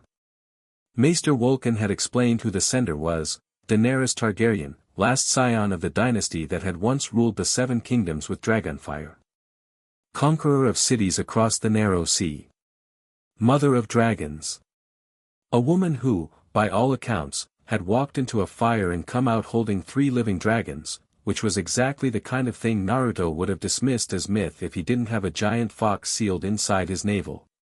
What do we know about her? He asked Wolkan. She's conquered Meereen and several other cities in Slaver's Bay. She has 3 dragons, young, but growing quickly. Her army includes unsullied soldiers and a large khalasar of Dothraki. She is, by her own claim, the rightful queen of the 7 kingdoms. And she's asking who I am. It would appear so, Your Grace. Naruto picked up a quill. He hadn't gotten much better at the local writing system, but he'd practiced enough to be legible. He thought for a moment, then wrote, Naruto Uzumaki, King in the North. I'm new here. Heard you have dragons. I have a giant fox. We should probably talk at some point. Send that, he said. Vulcan looked at the message. Looked at Naruto. Looked at the message again. Your Grace, diplomatic correspondence with a Targaryen queen typically requires a more formal approach. I'm not a formal guy, Vulcan. I've noticed, Your Grace. The raven flew. Naruto moved on to the next crisis, which was the Ironborn. Reports from the western coast described raids on fishing villages, ships appearing at dawn, men with axes storming ashore, taking food and supplies and sometimes people. It wasn't a full invasion, more like organized harassment, and the northern coast didn't have the naval strength to stop it. Naruto solved this the way he solved most problems, personally. He left Winterfell at dawn, running west at full speed, and reached the stony shore by midday, a journey that would have taken a mounted rider a week. He found a village in the process of being raided, 3 longships beached on the shore, maybe 100 Ironborn working their way through the settlement with the methodical brutality of men who'd done this many times before. Naruto landed in the middle of the village square like a meteor, cratering the frozen earth, and the shockwave knocked the nearest raiders off their feet. Hey, he said to the stunned Ironborn. Quick question. Do you guys want to leave peacefully, or do you want to find out why the North has a new king? They chose violence. Ironborn always chose violence, it was practically cultural. Naruto put them all down in 45 seconds. No kills. Broken weapons, broken shields, and about 60 men lying in the snow groaning and wondering what had hit them. He walked to the longships, picked up the first one, an entire longship, 40 feet of oak and iron, lifted over his head like it weighed nothing, and threw it into the sea. It sailed 100 yards through the air before crashing into the waves and breaking apart. The remaining Ironborn on the other 2 ships stared. Naruto dusted off his hands. Take your men. Go home. Tell whoever sent you that the North is under new management, and the next time I see an Ironborn raiding party, I'm sinking ships with people still on them. He didn't have to throw the other 2 ships. The Ironborn loaded their wounded, launched with frantic speed, and rode for the horizon like the sea itself was chasing them. The villagers emerged from their homes, a few dozen people, fishermen and their families, weathered and frightened. An old woman approached him, and she was crying, and she took his hand in both of hers and couldn't speak. Naruto squeezed her hand gently. You're safe now. I'm leaving a clone here, he'll stay until I can arrange proper coastal defenses. If anyone bothers you, he'll deal with it. He left a shadow clone in every coastal village he visited that day, 12 in all, stretching from the stony shore to Sea Dragon Point. Each clone was a one-man garrison, capable of handling any raiding party, and each one immediately began helping with repairs, fishing, and the 100 small tasks that kept a village alive through winter. By the time he returned to Winterfell that evening, the western coast was secure. You know you're spreading yourself thin, Jon said when Naruto told him about the coastal clones, adding to the ones running supply routes, managing Winterfell, coordinating with the wall, and scouting the countryside. I can maintain about 2,000 clones before I start feeling the strain, Naruto said casually. I'm at maybe 300. I've got room. Jon stared at him. 2,000. Give or take. During the war, I made, well, the number gets ridiculous. Point is, I'm fine. You're terrifying. I get that too. 2 weeks after his coronation, Naruto held the first open court at Winterfell, and it was unlike anything the castle had seen. He didn't sit on a throne. He stood in the great hall with the doors open and invited anyone who had a grievance, a request, or just something to say to come and speak. The line stretched out the door and into the courtyard. He heard everything. A farmer whose land had been seized by the Boltons, Naruto ordered it returned and sent a clone to help rebuild the man's home. A woman whose husband had been taken by Ironborn raiders years ago, Naruto promised to investigate when he dealt with the Iron Islands. A merchant from White Harbor whose goods had been confiscated at a Bolton checkpoint that no longer existed, Naruto authorized reimbursement from the Bolton treasury, which he'd seized along with the castle.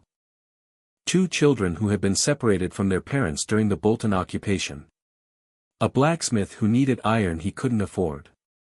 A septa who wanted permission to rebuild a sept that had been burned. A wildling woman who'd been assaulted by a northern soldier and wanted justice. Naruto handled each case. Not perfectly, he wasn't a judge, and some of the legal complexities of Westerosi law made his head spin. But he listened, he decided, and when he didn't know the answer, he said so and asked for help. The lords in attendance watched this with a mixture of admiration and disbelief. Kings didn't do this. Kings sat on thrones and delegated. This king stood in the mud and looked people in the eye. "You're winning them," Lyanna Mormont told him afterward, and coming from her, it wasn't flattery. It was tactical assessment. Not just the lords. The people. That's something the Starks had that the Boltons never could and the Lannisters never understood. The love of the common folk. I'm not trying to win anyone. I know. That's why it's working. The day before he was scheduled to leave for the summit with Tywin Lannister, Naruto received 2 pieces of news that changed everything. The first came from his scout clones in the south. A large party was moving north along the King's Road, not an army, but a diplomatic retinue flying the golden rose of House Tyrell. At its center, his clones reported, was a young woman whose beauty was matched only by the sharpness of her eyes. Marjorie Tyrell was coming to Winterfell. The second piece of news came from the east coast. A smaller party, traveling fast and light, had arrived by ship at White Harbor and was making its way north. They flew the Sun-An spear of House Martell, and the woman leading them had dark eyes and a smile that made the sailors at White Harbor trip over their own feet. Arianne Martell was also coming to Winterfell. "Well," Tormund said, reading Naruto's expression. "The Golden King attracts golden attention. 2 highborn beauties racing each other to your door. In the real North, we'd call that a good problem. In my world, we'd call that a diplomatic headache. Is that what you Southerners call it?" "I'm not a Southerner, Tormund. I'm not even from this continent. You're south of the wall. That makes you a Southerner." Naruto sighed and looked at the map of Westeros pinned to the wall of his chambers. The north, vast and white. The south, a web of kingdoms and rivalries and ancient grudges.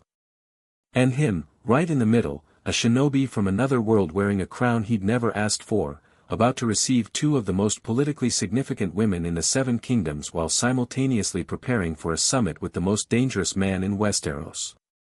And somewhere out there, across the sea, a dragon queen was reading his casual, borderline irreverent letter and deciding what to do about him. "You know," Kurama rumbled, "in 1,000 years of existence, I've seen Jinchuriki deal with wars, demons, natural disasters, and the end of the world. But I've never seen one have to deal with a love triangle. This should be entertaining." "It's not a love triangle. Not yet. I hate you." "No, you don't." "No." He really didn't. Naruto stood at the window of the Lord's chambers, his chambers now, though he still felt like a guest, and watched the sun set over the north. His north. The land he'd claimed not through conquest but through the simple, radical act of giving a damn. Somewhere south of here, 2 women were riding toward him with agendas he could only guess at. Somewhere further south, an old lion was sharpening his claws. Somewhere across the sea, dragons were growing. And to the north, beyond the wall, the dead were gathering in numbers that his scouts reported were growing exponentially. The game was getting complicated. But Naruto Uzumaki had never lost a game he cared about winning. And he was starting to care about this world, its people, its pain, its stubborn, beautiful refusal to give up even when everything was stacked against it. "All right," he said quietly, to himself, to Kurama, to the ancient heart tree whose presence he could feel pulsing beneath the castle like a second heartbeat. "Let's see what happens next." In Meereen, Daenerys Targaryen unrolled the reply from the king in the north and read it twice. Naruto Uzumaki, King in the North. I'm new here. Heard you have dragons. I have a giant fox. We should probably talk at some point. And Missandei, standing at her queen's shoulder, watched the emotions play across Daenerys's face, irritation, curiosity, something that might have been amusement quickly suppressed. He's either very confident or very foolish, Daenerys said. Perhaps both, Your Grace. He treats me as an equal. Is that not what he is? A king addressing a queen. Daenerys set down the letter. Her dragons, Drogon, Rhaegal, Viserion, were circling the pyramid outside, their shadows passing over the city like clouds. She watched them fly and thought about fire and ice and a stranger in the north who apparently kept a giant fox the way she kept dragons. Find out everything you can about him, she told Missandei. Everything. And the letter, Your Grace. Shall I draft a formal response? Daenerys picked up a quill. She wrote quickly, without hesitation, matching his tone exactly. Naruto. Your fox sounds interesting. My dragons are bigger. We'll talk when I'm ready. She sealed it and handed it to Missandei with the faintest trace of a smile. The game was changing. New pieces on the board, new rules being written. And every player, from the frozen north to the sun-baked south, from the halls of King's Landing to the pyramids of Meereen, was converging on a single point. A boy from another world, sitting in a stolen castle, wearing an invisible crown, trying to save everyone. The same thing he'd always done. Just on a bigger board. Chapter 3, The Courtship of Wolves. Margaery Tyrell arrived first, and she made sure of it. Her retinue came through Winterfell's gates on a grey morning when the snow was falling in thick, lazy spirals that turned the world into a painting. 50 riders, 20 wagons laden with grain and wine and bolts of fabric, and at the center of it all, a wheelhouse painted in green and gold that was somehow elegant without being ostentatious. The message was clear before she even stepped out: I come bearing gifts, not threats. Naruto watched from the battlements, leaning on the stone with his arms crossed. Jon stood beside him, and Tormund stood behind them both, eating a leg of mutton. That's a lot of food, Naruto said. The Reach is the breadbasket of Westeros, Jon replied. 20 wagons of Tyrell grain could feed Winterfell for a month. And she knows we're starving. She knows everything. That's what makes her dangerous. The wheelhouse door opened, and Margaery Tyrell stepped into the snow. She was beautiful. Naruto could acknowledge that objectively the way he could acknowledge that a well-forged kunai was beautiful, with appreciation for the craftsmanship and a healthy awareness of the edge. Brown hair that caught the light even on this gray day, wide eyes that projected warmth, a smile that managed to be simultaneously welcoming and mysterious. She wore a fur-lined cloak over a blue-green dress that somehow looked both practical and stunning, and she moved through the snow with the grace of someone who had prepared for this moment down to the exact placement of her feet. She's pretty, Tormund observed through a mouthful of mutton. She's a weapon, Jon said. Can't she be both? Naruto pushed off the wall. Let's go meet her. He took the stairs down 2 at a time and reached the courtyard just as Margaery's retinue was being directed to the stables. She saw him immediately, had probably spotted him the moment he appeared, and her smile brightened in a way that looked completely natural and was almost certainly rehearsed. King Naruto, she said, and her voice carried the musical quality of someone trained in projection since childhood. I am Margaery of House Tyrell.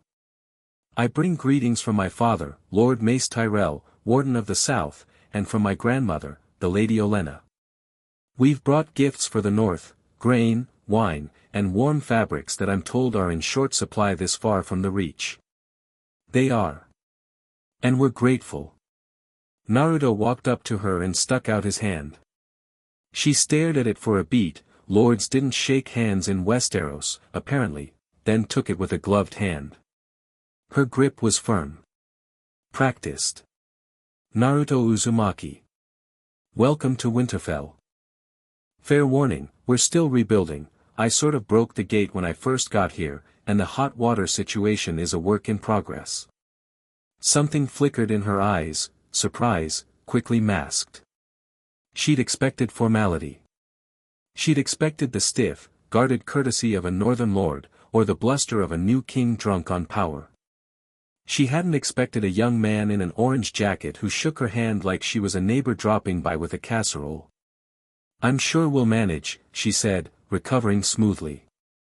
I've been told the hot springs beneath Winterfell keep the castle warm even in the deepest winter. That alone would be worth the journey. The journey was a long one. Come inside, we've got food and fire, and you can tell me why you're really here. That stopped her. Just for a second, just a hitch in her stride, but Naruto caught it because he'd grown up reading people's faces the way other kids read books, out of necessity, because knowing who was about to throw a rock at you was a survival skill. Marjorie laughed. It was a good laugh, warm and seemingly genuine. Directness. I've heard that about you, Your Grace. They say the king in the north doesn't play the game. I don't even know the rules. Which is probably why I keep winning. He grinned at her and held the door open. After you, Lady Marjorie. She walked past him into the great hall, and Naruto caught the scent of flowers, something southern, something that didn't exist within 500 miles of here. She'd worn perfume. Into the frozen north. On a diplomatic mission. Every detail calculated. He found himself thinking of Sakura, and the thought sent a pang through his chest that he pushed aside. Sakura's fists could level buildings. This woman's weapons were subtler. Possibly more dangerous. The welcoming feast was modest by southern standards but extravagant by the north's. Naruto had his clones hunting for 3 days to stock the kitchens, and the cooks, grateful for actual ingredients, had produced a spread that made even the northern lords raise their eyebrows. Roasted venison, fresh bread from Mandalay grain, root vegetables from the glass gardens, and Tyrell wine that Marjorie had conveniently brought enough of to lubricate the entire hall. Naruto sat at the head of the long table, Marjorie to his right, Jon to his left. Tormund had planted himself across from Marjorie and was staring at her with the unabashed fascination of a man who'd never seen anyone wear perfume before. You smell like a garden, he told her. Marjorie, to her credit, didn't flinch. Thank you, Lord. Tormund. No Lord. Just Tormund. Tormund, then. You're one of the free folk. I'm the man who watched your king tear apart 30 others like they were made of wet parchment.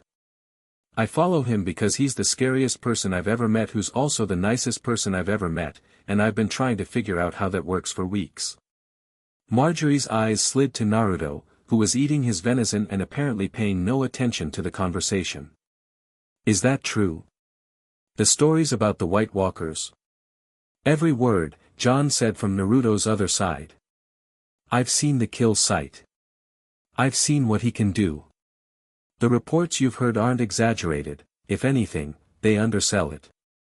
Marjorie sipped her wine. She was recalculating, Naruto could tell. She'd come with a plan, a sophisticated, layered plan built on the assumption that he was a powerful but manageable northern lord who could be charmed and maneuvered. Instead, she was sitting next to someone who the Lord Commander of the Night's Watch and a battle-hardened wildling warrior both spoke about with something approaching reverence.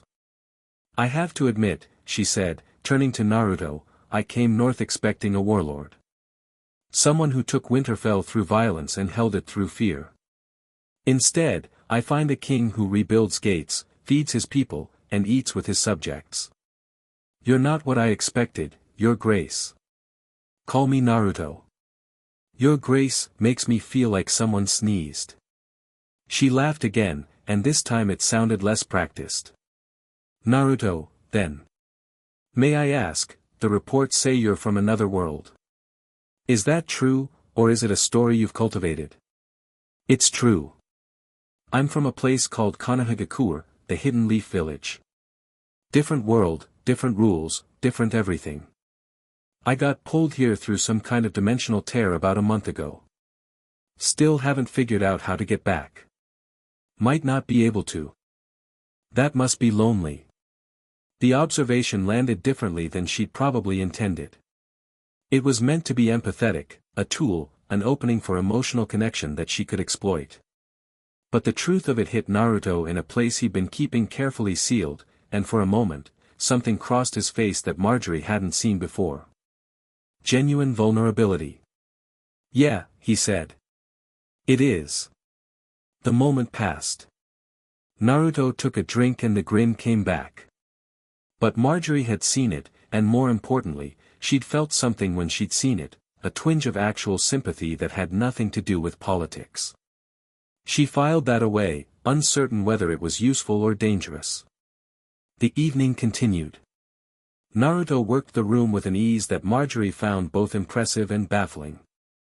He moved from table to table, talking with lords and soldiers and servants alike, remembering names, asking about families, laughing at jokes that weren't particularly funny because the person telling them needed to feel heard. He drank moderately. He ate enthusiastically. And he danced, badly, joyfully, dragging a mortified Jon Snow onto the floor while the hall roared. He's impossible to read, Marjorie murmured to her cousin Alla, who had accompanied her north as a lady-in-waiting. He seems perfectly readable to me, Alla replied. He's happy. He likes people. What's complicated about that? Everything. Nobody is that genuine. Not in this world. Apparently he's not from this world. That's what worries me. The next morning, Naruto invited Marjorie to walk the walls. The snow had stopped, and the sky was a pale, luminous gray that made the landscape look like it was carved from silver. From the battlements, you could see for miles, the Wolf's Wood dark to the west, the King's Road threading south, and to the north, barely visible on the horizon, the wall. Tell me about the Reach, Naruto said, leaning on the parapet. What would you like to know? Everything. I'm learning this world from scratch. I know the north because I've been walking through it for a month, but everything south of Moat Cailin is just names on a map to me. So Marjorie told him. She spoke about Highgarden, about the fertile plains and the warm rains and the flowers that gave her house its sigil. She spoke about the Reach's wealth, the grain, the wine, the trade. She spoke about its military strength, the largest army in Westeros, currently pledged to the Lannisters but always serving Tyrell interests first. And as she spoke, she watched him listen, and she realized something that unsettled her, he was actually listening. Not performing interest, not waiting for an opportunity to steer the conversation. Listening the way a student listens to a teacher, absorbing information, asking sharp questions that revealed a tactical mind she hadn't expected. Your grandmother, he said. Olenna. She's the one who actually runs things, right? Marjorie's step faltered. My father is the Lord of Highgarden, and your grandmother is the one who decides what that means. I've known people like her. My village had a woman named Tsunade, strongest woman alive, terrible gambler, could punch a mountain in half. She ran things, and everyone knew it, and the men who officially held power just learned to nod and get out of the way. Marjorie was quiet for a few steps. You're more perceptive than you let on. I let on plenty. People just don't expect it because I'm loud and I wear orange. Is that deliberate? The disarming quality? Naruto looked at her, and his blue eyes held a sharpness that she'd been glimpsing all morning. Is your perfume deliberate? Is the grain you brought deliberate? Is arriving a day before the Martell party deliberate? Dead silence on the battlements. The wind blew between them, carrying ice crystals that glittered in the gray light. Marjorie's smile didn't waver, but something behind it shifted, gears turning, recalibrating. You know about the Martells? I have scouts everywhere, Marjorie. I know Arianne Martell left White Harbor 3 days ago with 20 guards and a lot of Dornish wine. I know you pushed your retinue to arrive first because first impressions matter. I know you're here because the Tyrell alliance with the Lannisters is shaky and you're looking for alternatives. And I know you're one of the smartest people I've met in this world, which is why I'm going to do you the courtesy of being straight with you. He turned to face her fully. Don't play games with me. Not because I'll punish you for it, I won't, but because I'll see through them, and then we'll both be wasting time. If you want an alliance, ask for one. If you want something else, ask for that. But don't smile at me and bring me grain and pretend this is a social visit. I grew up surrounded by people who lied to me about what I was, and I learned to read underneath the underneath before I was 13. You can't out-manipulate me. You can only out-honest me. The smile faded. Not into anger, into something more complex. Marjorie Tyrell, for perhaps the first time in her adult life, stood in front of someone who had stripped away every layer of performance and was looking at the person underneath, and she didn't know whether to be terrified or relieved. "All right," she said, and her voice was different, lower, less musical, more real. "The truth. My family is allied with the Lannisters because we had no better option. Cersei Lannister is a vicious drunk who would see us all burned. Tommen is a sweet boy who won't survive the year. My grandmother believes the Lannister regime is a sinking ship, and she's looking for a new vessel." She met his eyes. "You're a new vessel. I'm a person. In this world, those are the same thing. Every king, every lord, every person with power is either a vessel for someone else's ambitions or a tool to be discarded. I've been married to 2 kings, one was a monster, one was a child. Both were vessels. I was the mechanism through which my family's ambitions flowed." She paused, and something raw surfaced in her expression. "You asked what I want. The truth is, I don't entirely know anymore. I came here with a plan. The plan assumed you'd be predictable. You're not. No one's ever called me predictable. I'm starting to understand why." They stood in silence, and the wind howled, and something shifted between them, not romantic, not yet, but the first tentative foundation of something that could become real. Marjorie Tyrell had spent her life wearing masks. Naruto had just asked her to take one off, and she had, and the world hadn't ended. "Let me think about this," she said. "About what I actually want, separate from what my family wants. Can you give me that? Take all the time you need." She walked back toward the stairs, then stopped. "Naruto?" "Yeah. The grain is real. Whatever else is calculated, the food is genuine. Your people are hungry, and I don't play games with starvation." He smiled. "I know. That's why I haven't thrown you out." Arianne Martell arrived that afternoon, and she was everything Marjorie wasn't. Where Marjorie entered through the front gate with wagons and banners and careful staging, Arianne rode through the gate on a sand steed that looked like it was made of liquid gold, her dark hair whipping behind her, 20 Dornish guards at her back looking deeply unhappy about the cold. She wore a fur cloak that she'd clearly purchased in White Harbor because it didn't fit properly and she didn't care. She swung off her horse, landed in the snow, swore creatively in a language Naruto didn't recognize, and looked up at the castle with an expression of delighted horror. "It's enormous," she said. "And freezing. Who builds a castle this big this far north? Were the Starks compensating for something?" Her captain of guards, Ario Hoda, a massive man with a long axe and the patience of a mountain, said nothing. He'd learned long ago that his princess's rhetorical questions were not invitations for dialogue. Naruto met her in the courtyard, and the contrast with Marjorie's arrival could not have been sharper.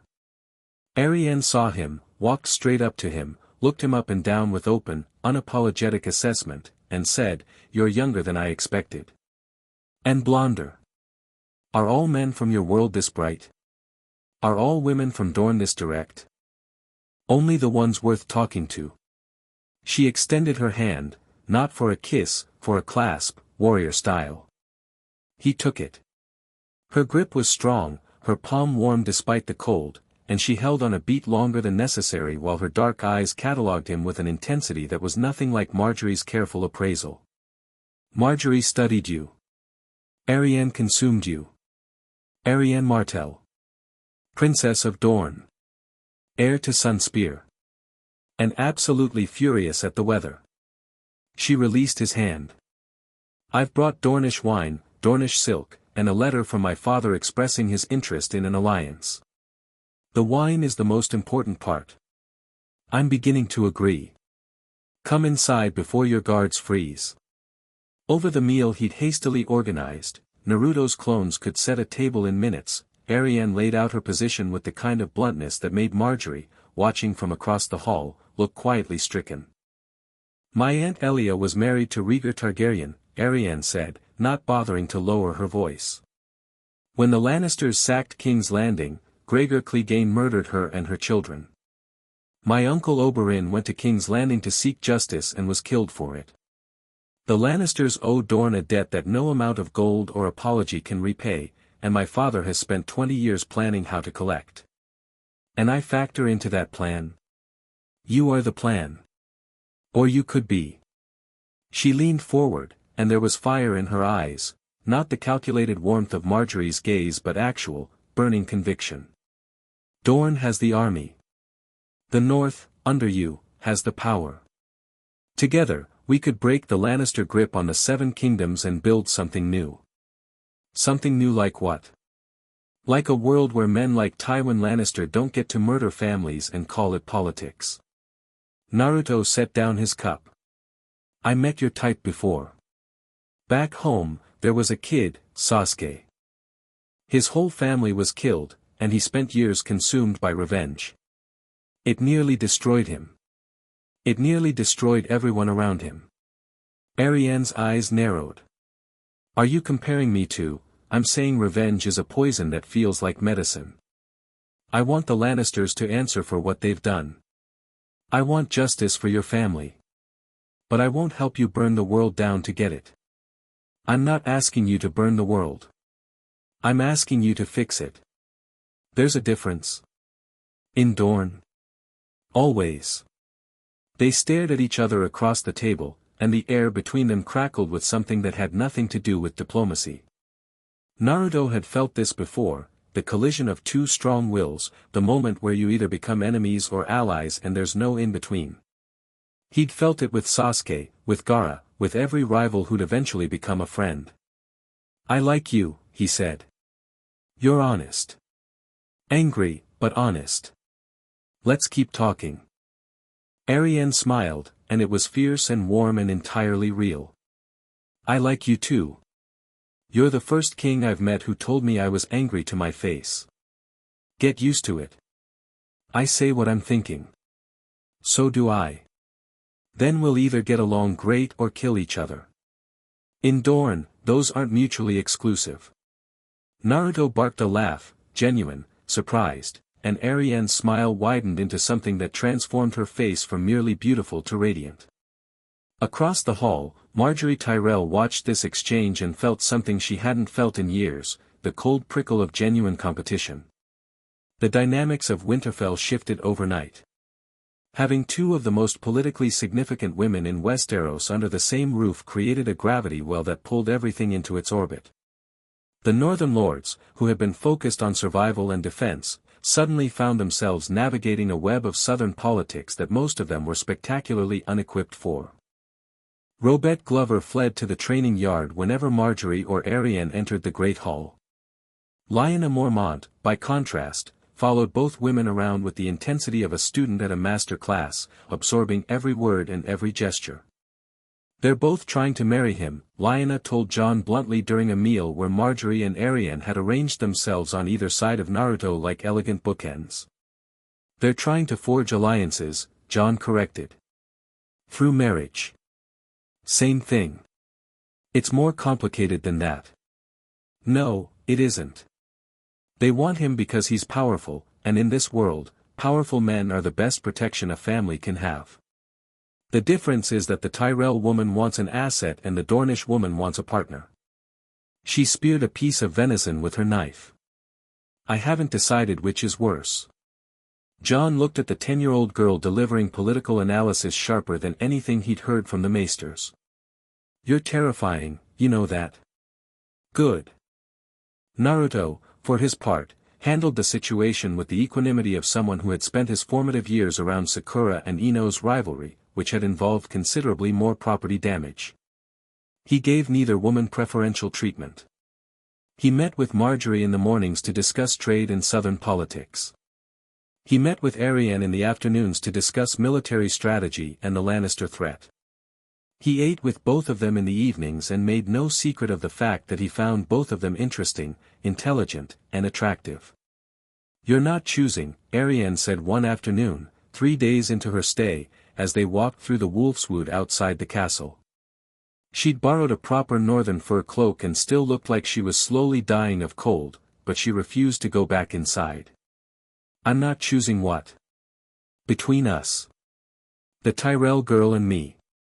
You're not choosing. There's nothing to choose.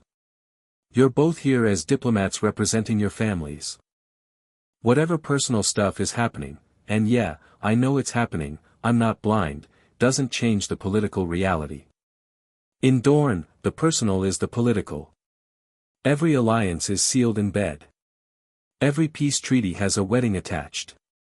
In my world, people date first. Get to know each other.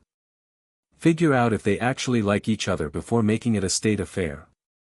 Date. Spend time together. Talk. Maybe get food. See if you're compatible. Arianne considered this with the seriousness of an anthropologist encountering a new culture. That sounds inefficient. It prevents a lot of wars. How dull. Says the woman whose family's been planning revenge for 20 years. She shot him a look, but there was humor in it. You throw that in my face a lot. Only when you need reminding. They'd reached a clearing in the wolfswood where a frozen stream caught the gray light and turned it silver. Arianne stopped, wrapping her arms around herself against the cold, and looked at him with an expression stripped of performance. You confuse me, she said. I came here ready to seduce a king. I've been trained for it. Every Dornish noble is, in one way or another. Seduction is just negotiation with better aesthetics. But you. She shook her head. You treat me like a person. Not a princess, not a potential bride, not a political asset. A person. It's disorienting. Is that bad? It's different. And in my experience, different is either very good or very dangerous. Story of my life. She stepped closer to him. The cold made her breath visible, little clouds that dissolved between them. I'm going to be direct with you because you seem to value that. I find you attractive. Not just your power, your person. Your stubbornness, your honesty, the way you look at this broken world and see something worth saving. I haven't felt like this about anyone in years, and it scares me, because feelings make you vulnerable and vulnerability gets people killed in Westeros. Naruto looked at her, really looked, the way he looked at the heart tree when he was trying to understand its ancient energy.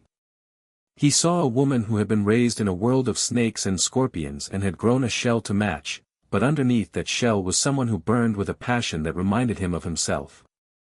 I'm not going to lie to you, he said. I find you attractive too. And Marjorie. And this is complicated because where I come from, you pick one person and commit, and here you all seem to think marriage is a business merger. It is a business merger. Then I'm a bad businessman. But here's what I can promise, I won't play you against each other. I won't use your feelings as leverage. And whatever happens between us, politically, personally, whatever, it'll be real. That's all I've got. Arianne studied him for a long, searching moment. Then she rose on her toes and kissed his cheek, not his lips, his cheek, right at the corner of his jaw, and the warmth of her mouth against his cold skin sent a jolt through him that had nothing to do with chakra. That's more than anyone's ever offered me, she said. I'll take it. They walked back to the castle, and neither of them noticed Marjorie watching from a high window, or the expression on her face that was equal parts calculation and something softer that she couldn't name. The assassination attempt came that night. Naruto was in the God's Wood, meditating at the base of the heart tree, when his sage senses flagged 3 life signatures that didn't belong. They were in the castle, moving through the servants' corridors with a precision that spoke of training and preparation. Each one carried metal, small blades, the kind designed for a single, lethal strike. He didn't move. Didn't open his eyes. Just extended his awareness and tracked them as they navigated the dark hallways of Winterfell, heading for the Lord's chambers where they expected him to be sleeping. 3 assassins, Kurama noted. Competent, for this world. They bypassed 2 of your clones by moving through the old tunnels. Which means someone gave them a map of the castle. Someone who knows Winterfell's layout from before I took it. Bolton? Or Lannister? Or both? The assassins reached his empty chambers. One of them picked the lock, skillfully, almost silently, and they slipped inside. They found the bed empty, and Naruto felt their confusion spike, their heartbeats jumping. He appeared behind them. Not dramatically, he just walked out of the shadows, hands in his pockets, because he'd been there the whole time. A shadow clone, positioned in his own room as a precaution he'd been maintaining since his first night in Winterfell. Hey, the clone said. Looking for me? The lead assassin was fast. He spun with a poisoned blade and drove it straight at the clone's throat, a killing stroke, well executed, the kind of thing that would have ended most men. The clone caught the blade between 2 fingers. The metal hissed where it contacted his chakra-hardened skin. The other 2 assassins struck simultaneously from either side, and the clone caught both of those blades too, one with his other hand, one with his teeth, standing perfectly still in the moonlit chamber holding 3 poisoned weapons like they were chopsticks. That poison on the blades, the clone said conversationally, the words slightly muffled by the knife between his teeth. Tears of Lys, if I'm smelling it right. The maester told me about it. Nasty stuff. He spat out the blade and grinned. Won't work on me, though. Jinchuriki metabolism.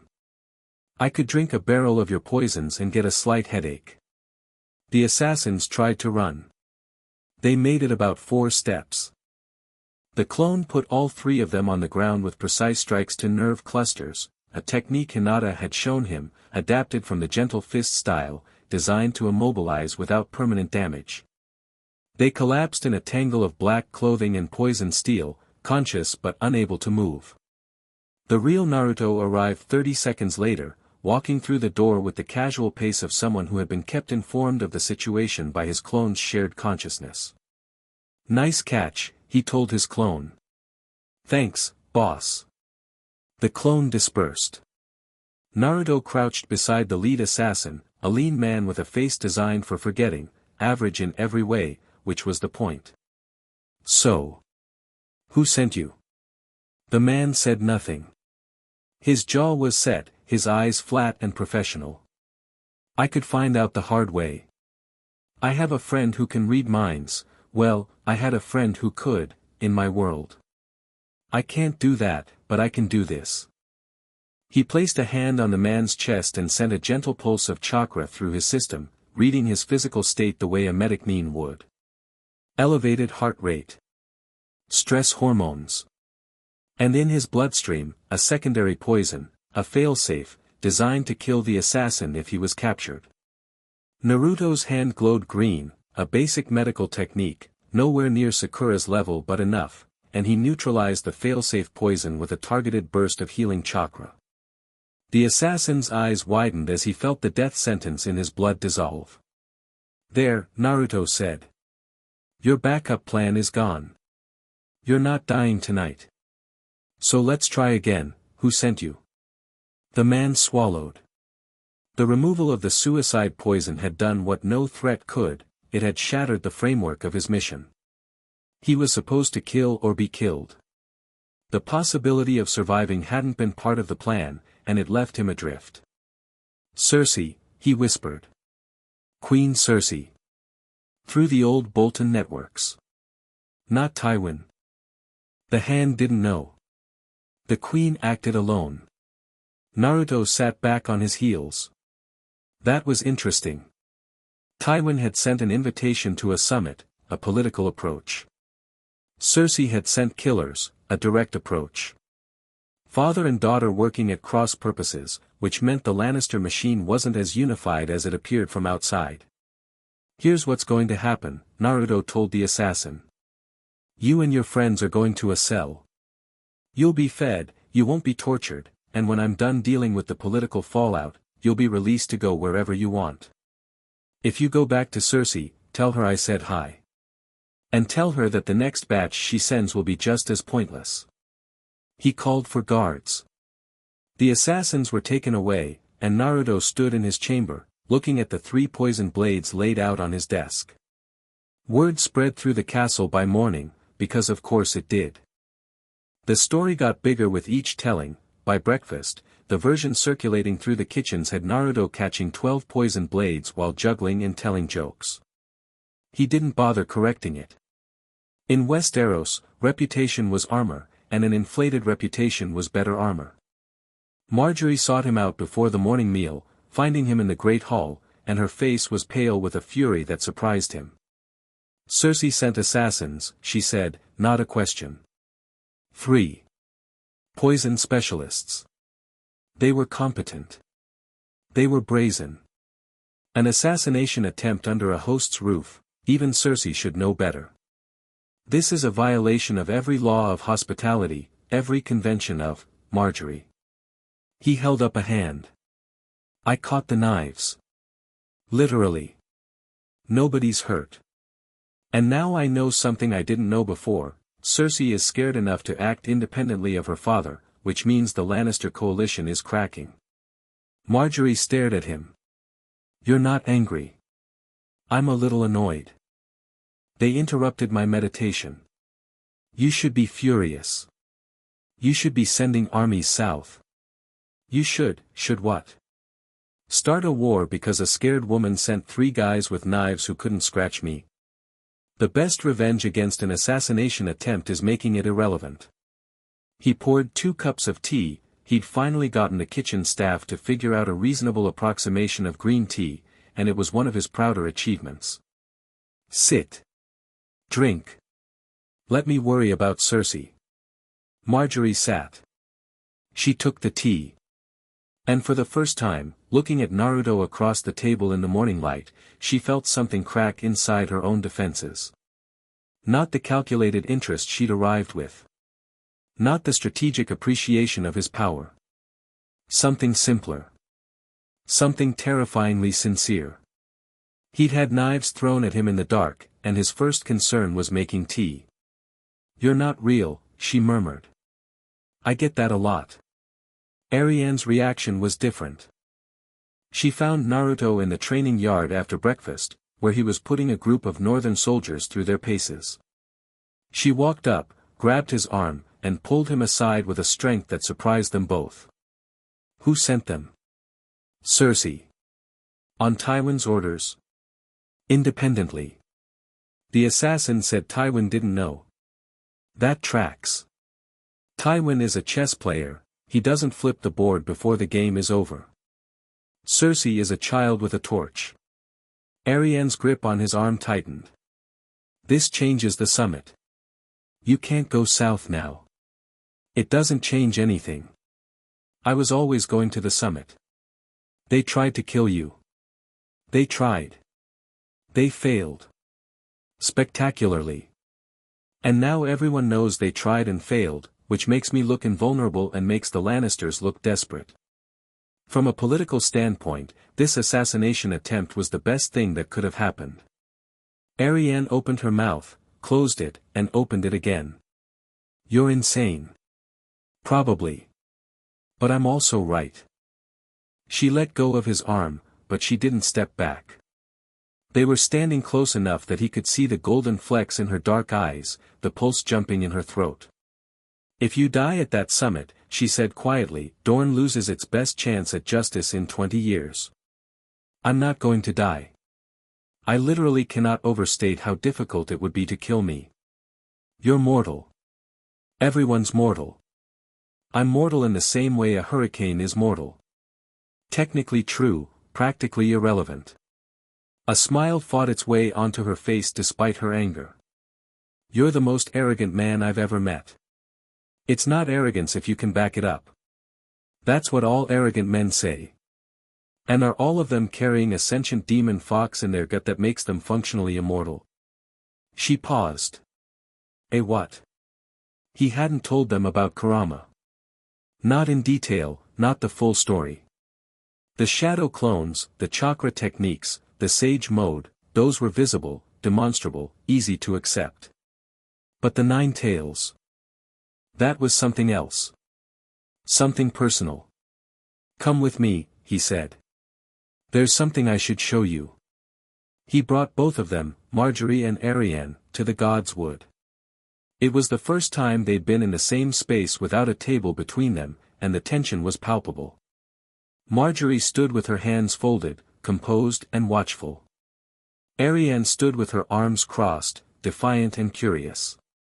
They'd exchanged exactly 7 words since Arianne's arrival, all of them diplomatically pleasant and emotionally arctic. So, Naruto said, sitting cross-legged at the base of the heart tree. I've been here a month, and I've shown you what I can do, the clones, the speed, the energy stuff. But I haven't explained why I can do those things, because honestly, the explanation is weird even by my world standards. He took a breath. When I was born, a giant demon fox attacked my village. My father, the 4th Hokage, the leader of our nation, sealed the fox inside me. Inside my body. I grew up with a living creature of immense power trapped in my gut, and for most of my childhood, I didn't even know it. The villagers knew, though. They hated me for it. Feared me. Treated me like a monster. Silence in the God's Wood. Even the wind seemed to pause. I spent years fighting the fox. He spent years fighting me. Eventually, we became friends. Partners.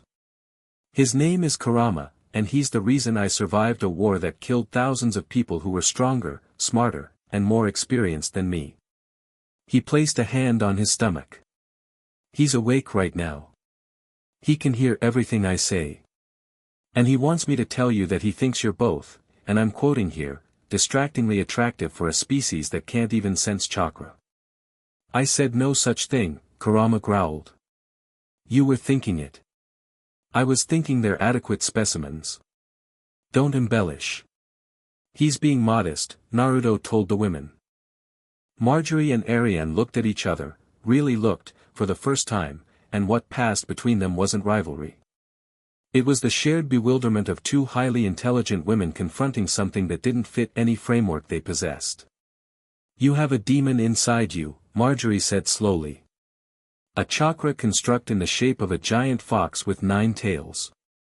Demon is, not inaccurate but also not fair to Kurama. He's more like a really grumpy, really powerful partner. And this is why you can do the things you do. Partly. A lot of my abilities are my own, I trained for them, earned them. But Kurama is the reason I'm alive, and the reason I'm as strong as I am. Without him, I'd be maybe, a third as powerful. Which is still more than enough for anything in this world, but still. Can we see him? Arianne asked, because of course she asked. Arianne Martell did not believe in things she couldn't see. Naruto hesitated. Then he held out his hand, palm up, and concentrated. Golden chakra pooled in his palm, and slowly, carefully, a shape formed, a miniature fox, barely 6 inches tall, sculpted from living light. It sat in his palm, tail swishing, and its tiny eyes burned with ancient intelligence.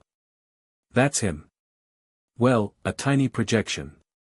The real Kurama would crush this castle just by rolling over. The little fox construct looked at Marjorie. Looked at Arianne. Then it yawned, showing teeth made of golden light, and lay down in Naruto's palm as if the whole proceeding bored it. "He likes you," Naruto said. He'd never admit it, but the fact that he didn't immediately try to intimidate you means he approves. Ariane reached out and touched the construct with one finger. It was warm, impossibly warm, like touching condensed sunlight. The little fox turned its head and regarded her with an expression that managed to convey vast, cosmic disdain in a body the size of a kitten. "He's beautiful," she said softly. Marjorie, not to be outdone, reached out too. The fox construct looked at her finger approaching, then deliberately turned its back and curled its tails around itself.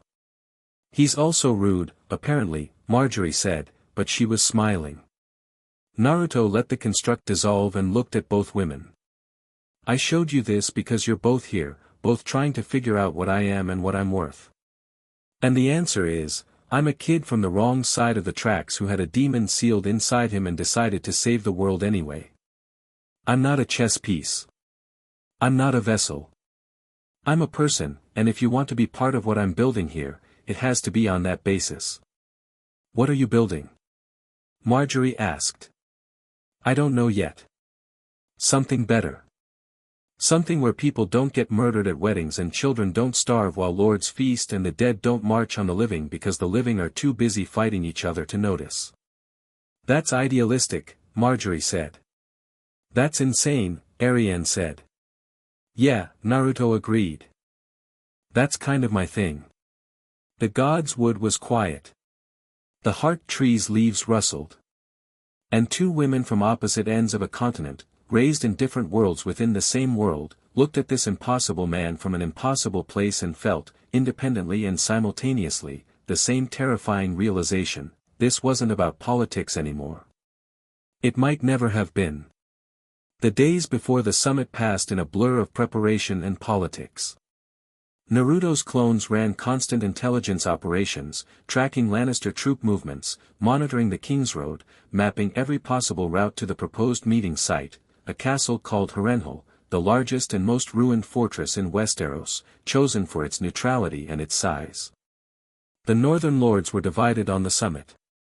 Half of them wanted Naruto to ignore Tywin's invitation and focus on consolidating the north. The other half wanted him to go south with an army and settle things by force. Naruto wanted neither. "Tywin Lannister is the most dangerous man in Westeros," he told his council.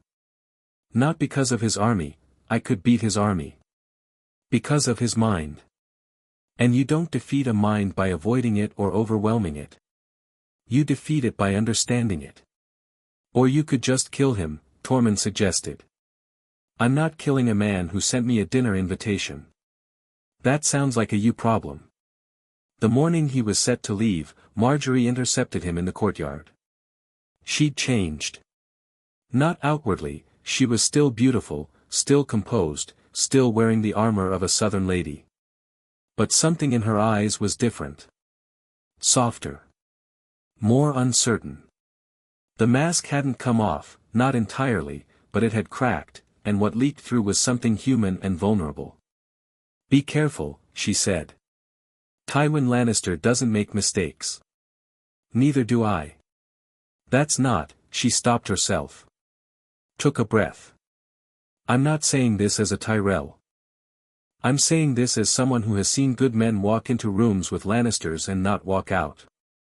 The Red Wedding wasn't just northern foolishness, it was Tywin Lannister's design. He orchestrated the murder of a king at a dinner table. He will use your decency against you." Naruto looked at her, and something in his expression made her breath catch. "I know," he said. "And I'm going anyway. Because if I hide in the north and let fear dictate my moves, I'm no better than the lords who bent the knee to the Boltons. I face things head on. It's the only way I know." She stepped forward and adjusted his collar, a small, intimate gesture that surprised them both. "Then face them well. And come back." "I will." Ariane found him at the gate, where his horse was waiting. She didn't offer words of caution.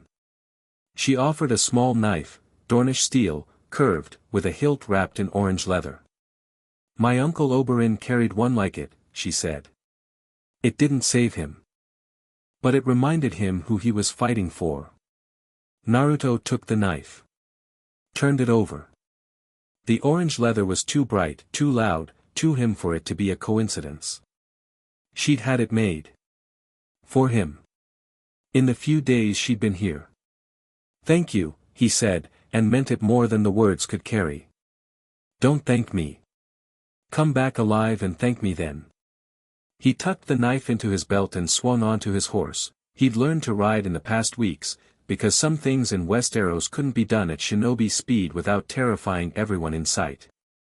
Tormund mounted beside him, along with Jon Snow and 50 northern riders.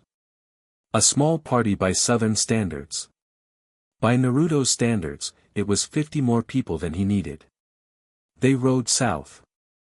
Behind him, 2 women watched from the battlements, one from the left tower, one from the right, neither acknowledging the other, both watching the same golden head disappear down the King's Road. Marjorie turned away first. She had letters to write. Plans to adjust. A grandmother to inform. Ariane stayed longer. She watched until the party was a smudge on the southern horizon, and then she stayed a few minutes more, because watching the empty road was better than going inside to a castle that felt oddly hollow without him in it. "This is inconvenient," she murmured to the wind. The wind, having no opinion on the romantic entanglements of Dornish princesses, howled in response. In Winterfell's God's Wood, the heart tree pulsed. Its ancient awareness, vast and slow, had been watching the events of the past weeks with a curiosity it hadn't felt in centuries. The Golden Stranger was unlike anything the old gods had seen, a being from beyond the boundaries of this world, carrying power that tasted of something alien and vital. The trees whispered to each other across the north. Through root networks that spanned the continent, through the deep places where the children of the forest had once danced, the message spread: something is changing. Something is coming. The board is set, and a new piece is in play. And far to the north, beyond the wall, in the frozen waste where no living thing should walk, the Night King felt the whisper too. He turned his ancient gaze south, toward Winterfell, toward the golden warmth that burned at the edge of his awareness like a flame in the endless dark. He had been patient. He had been building his army for 1,000 years. He could be patient a little longer. But not much longer. The dead stirred. The cold deepened. And the wall, that vast, impossible barrier of ice that had held for 8 millennia, groaned in its foundations like an old man settling into a sleep from which he might not wake. Winter was here. And it was getting worse. Chapter 4, The Storm That Broke the Game. Harrenhal was a corpse. Naruto had seen ruined places before, the craters left by tailed beast bombs, villages flattened by war, the scarred landscape of the Fourth Shinobi World War's final battlefield. But Harrenhal was different. Harrenhal was a monument to what happened when power met arrogance and fire had the last word. 5 towers, each one massive enough to house a village, and every one of them melted. Not crumbled, not collapsed, melted, the stone warped and twisted by dragonfire 300 years ago into shapes that looked like candles left too long in the sun. Aegon Targaryen did this, Jon said as they rode through the ruined gatehouse. With his dragon, Balerion the Black Dread. The castle's builder, Harren the Black, thought his walls were impregnable. Aegon flew over them. Walls don't mean much when your enemy can go above them, Naruto said. Or through them. Or just make 1,000 copies of themselves. He looked up at the melted towers. I like Aegon already. Direct approach. He burned a man alive in his own castle. Less fond of that part. Tywin Lannister's retinue was already there. Naruto could feel them before the castle came into view, 300 soldiers, a cadre of servants, and at the center, a life signature that burned with cold, controlled intensity. Tywin himself. The man's will was like a blade, sharp and singular in a way that reminded Naruto of Danzo, though he reserved full judgment until they met face to face. They'd set up in the least ruined section of the castle, and credit to the Lannister household, they'd made it look almost civilized. Crimson banners hung from scorched walls. Tables had been laid with white cloth and silver. A fire roared in a hearth big enough to roast an ox. It was a display of wealth and order imposed on chaos, and the message was deliberate: we bring civilization wherever we go. Naruto rode into the courtyard and dismounted. His 50 northern riders formed up behind him, Jon at his right shoulder, Tormund at his left, both of them scanning the Lannister soldiers with the careful attention of people who'd survived too many betrayals to take anything at face value. The doors to the great hall opened, and Tywin Lannister walked out. He was old. That was Naruto's first thought, older than anyone currently holding power in his world had been, with the possible exception of the third Hokage. But where Hiruzen had aged into softness, into the weary warmth of a man who'd seen too much and chosen compassion, Tywin Lannister had aged into granite.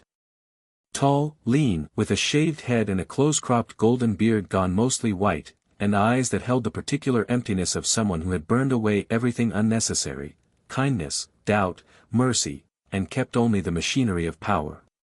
He wore crimson and gold. He moved without hurry. And when his gaze settled on Naruto, it was with the flat, assessing regard of a man cataloging a potential threat the way a general catalogues terrain. "King Naruto," Tywin said. His voice was measured, each word placed with the precision of a chess piece. "Welcome to Harrenhal.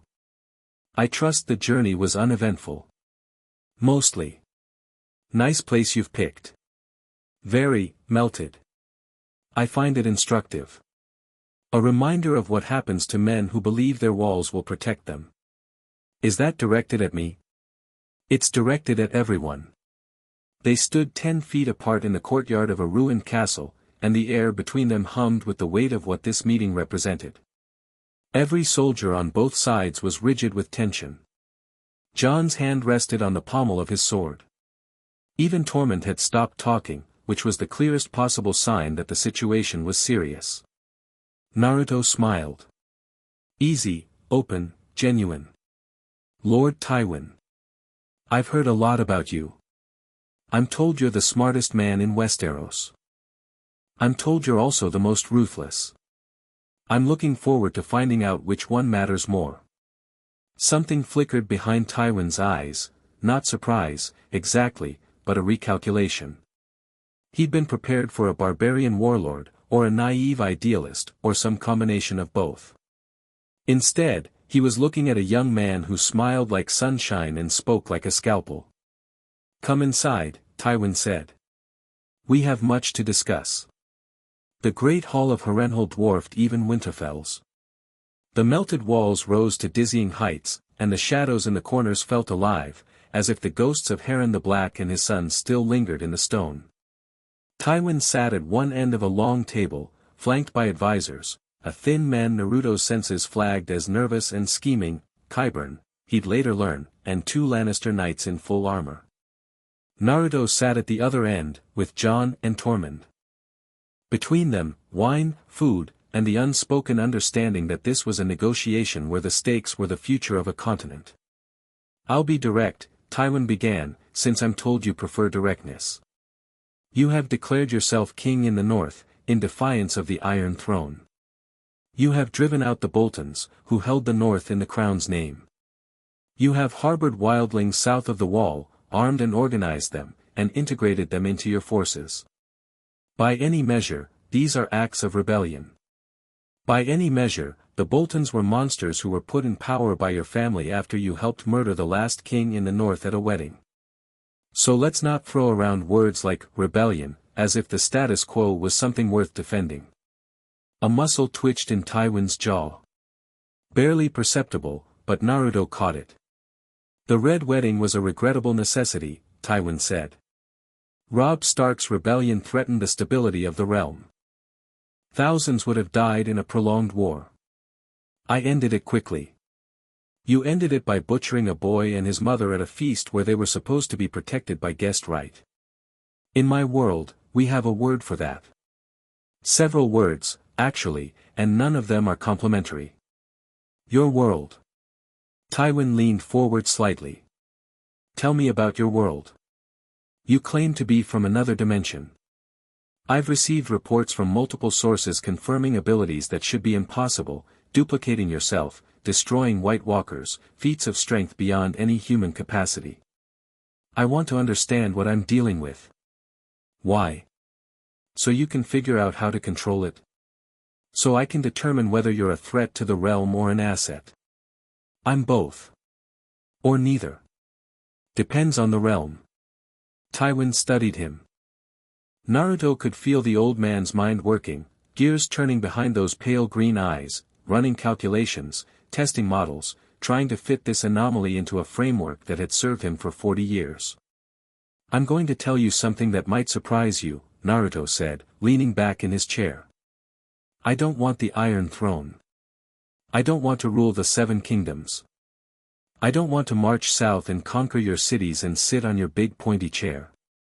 I want the North to be safe, I want the free folk to have a home, and I want to deal with the army of the dead that's building beyond the wall. That's it.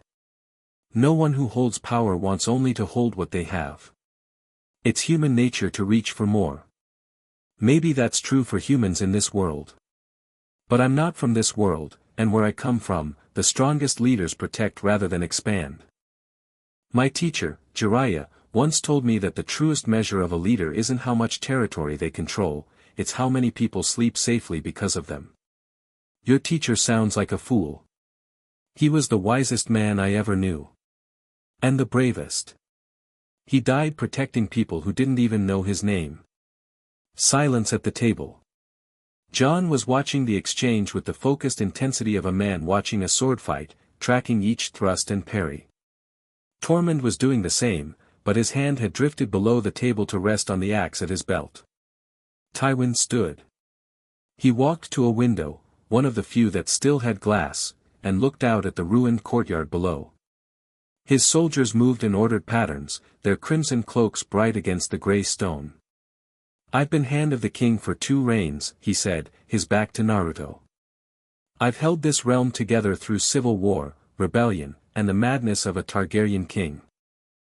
I've made decisions that history will judge harshly, and I've made peace with that, because the alternative was worse. You may think me a monster. You may be right. But I am a monster who has kept the 7 kingdoms from tearing themselves apart for 40 years, and that is not nothing. I don't think you're a monster, Naruto said, and the honesty in his voice made Tywin turn. I think you're a man who's been holding the world together with fear and force because he doesn't believe love and trust can do the same job. You're wrong about that, by the way. But I understand why you believe it. The old lion regarded the young king. Something shifted in his expression, not softening. Tywin Lannister did not soften, but something more like curiosity. The same look he might give a new weapon whose potential he hadn't fully assessed. What do you propose? Tywin asked. A truce. Not an alliance, we're not there yet. But an agreement. The North governs itself under my rule. You don't send armies or assassins, and yeah, I know about Cersei's little initiative, and I know you didn't authorize it, but you might want to have a conversation with your daughter about operational security. Another flicker behind Tywin's eyes, this time, unmistakably, anger. Not at Naruto. At Cersei. In exchange, Naruto continued, I won't march south. I won't support any rival claimants to the Iron Throne. And when the war with the dead comes, and it is coming, Lord Tywin, whether you believe in White Walkers or not, I'll be the one fighting it, which means you should probably want me healthy and well supplied rather than distracted by a war on 2 fronts. You expect me to simply accept northern independence. I expect you to be smart enough to recognize that fighting me is a losing proposition. You can't beat me militarily, I could walk through your army the way I walked through Bolton's garrison. You can't beat me through assassination, Cersei proved that. And you can't beat me politically, because the North loves me in a way they never loved the Boltons and barely loved the Starks. So what's left? Acceptance. Adaptation. The thing you've been doing your whole life, only now you're adapting to me. Tywin Lannister sat down. He poured himself a cup of wine, the first time Naruto had seen him drink, and took a slow, deliberate sip. You're not a fool, Tywin said finally. Never claimed to be. You're also not bluffing. I've played this game long enough to know the difference. I'm not playing a game at all. That's what you keep missing. I don't scheme. I don't bluff. I say what I mean and I do what I say. It's apparently the most terrifying thing anyone in Westeros has ever encountered. And there, for the first time, Tywin Lannister almost smiled. Not quite. A twitch at the corner of his mouth, suppressed before it could fully form, but Naruto saw it. A truce, Tywin repeated. With terms to be negotiated. With terms to be negotiated. In good faith. Without assassination attempts. I'll speak with my daughter. You should. Before I do. The negotiations lasted 2 days, and they were grueling in a way that combat never was. Naruto could fight for hours without tiring, but sitting across from Tywin Lannister and parsing every word for hidden meanings and subtle traps was exhausting.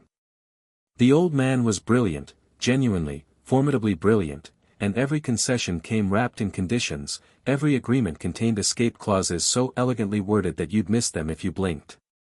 But Naruto had Jon Snow at his side, and Jon understood Westerosi law and custom in ways that Naruto didn't. And he had something else, the ability to create shadow clones that could read documents simultaneously, cross-reference terms, and spot contradictions in real time. By the second day, Tywin was watching the clones work with an expression that had evolved from calculation into something resembling respect. If I could duplicate my own advisors, Tywin murmured during a break, I might have conquered Essos by now. If you could duplicate your own advisors, the world would be a worse place. No offense. Some taken. The truce they hammered out was straightforward by Westerosi standards, which meant it was only moderately Byzantine.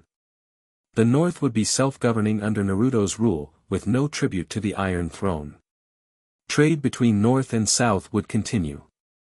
The Night's Watch would remain independent, manning the wall with support from both kingdoms. And, this was the clause Naruto fought hardest for, a formal acknowledgement that the White Walker threat was real, with a commitment from the Crown to provide supplies and material support for the defense of the wall. I don't believe in your ice demons, Tywin said flatly when Naruto insisted on this point. You don't have to believe. You just have to prepare. Because when they come south, and they will, they won't stop at the north. They'll keep going until there's nothing left. You can dismiss that as northern superstition, or you can hedge your bets. You strike me as a man who hedges his bets. Tywin signed the clause. On the evening of the second day, as the formal documents were being sealed, a raven arrived. Jon read it, and the blood drained from his face. What? Naruto asked. From Castle Black. Jon's voice was careful, controlled, the way it got when he was fighting to keep his emotions in check. The Night's Watch Rangers report massive movement beyond the wall.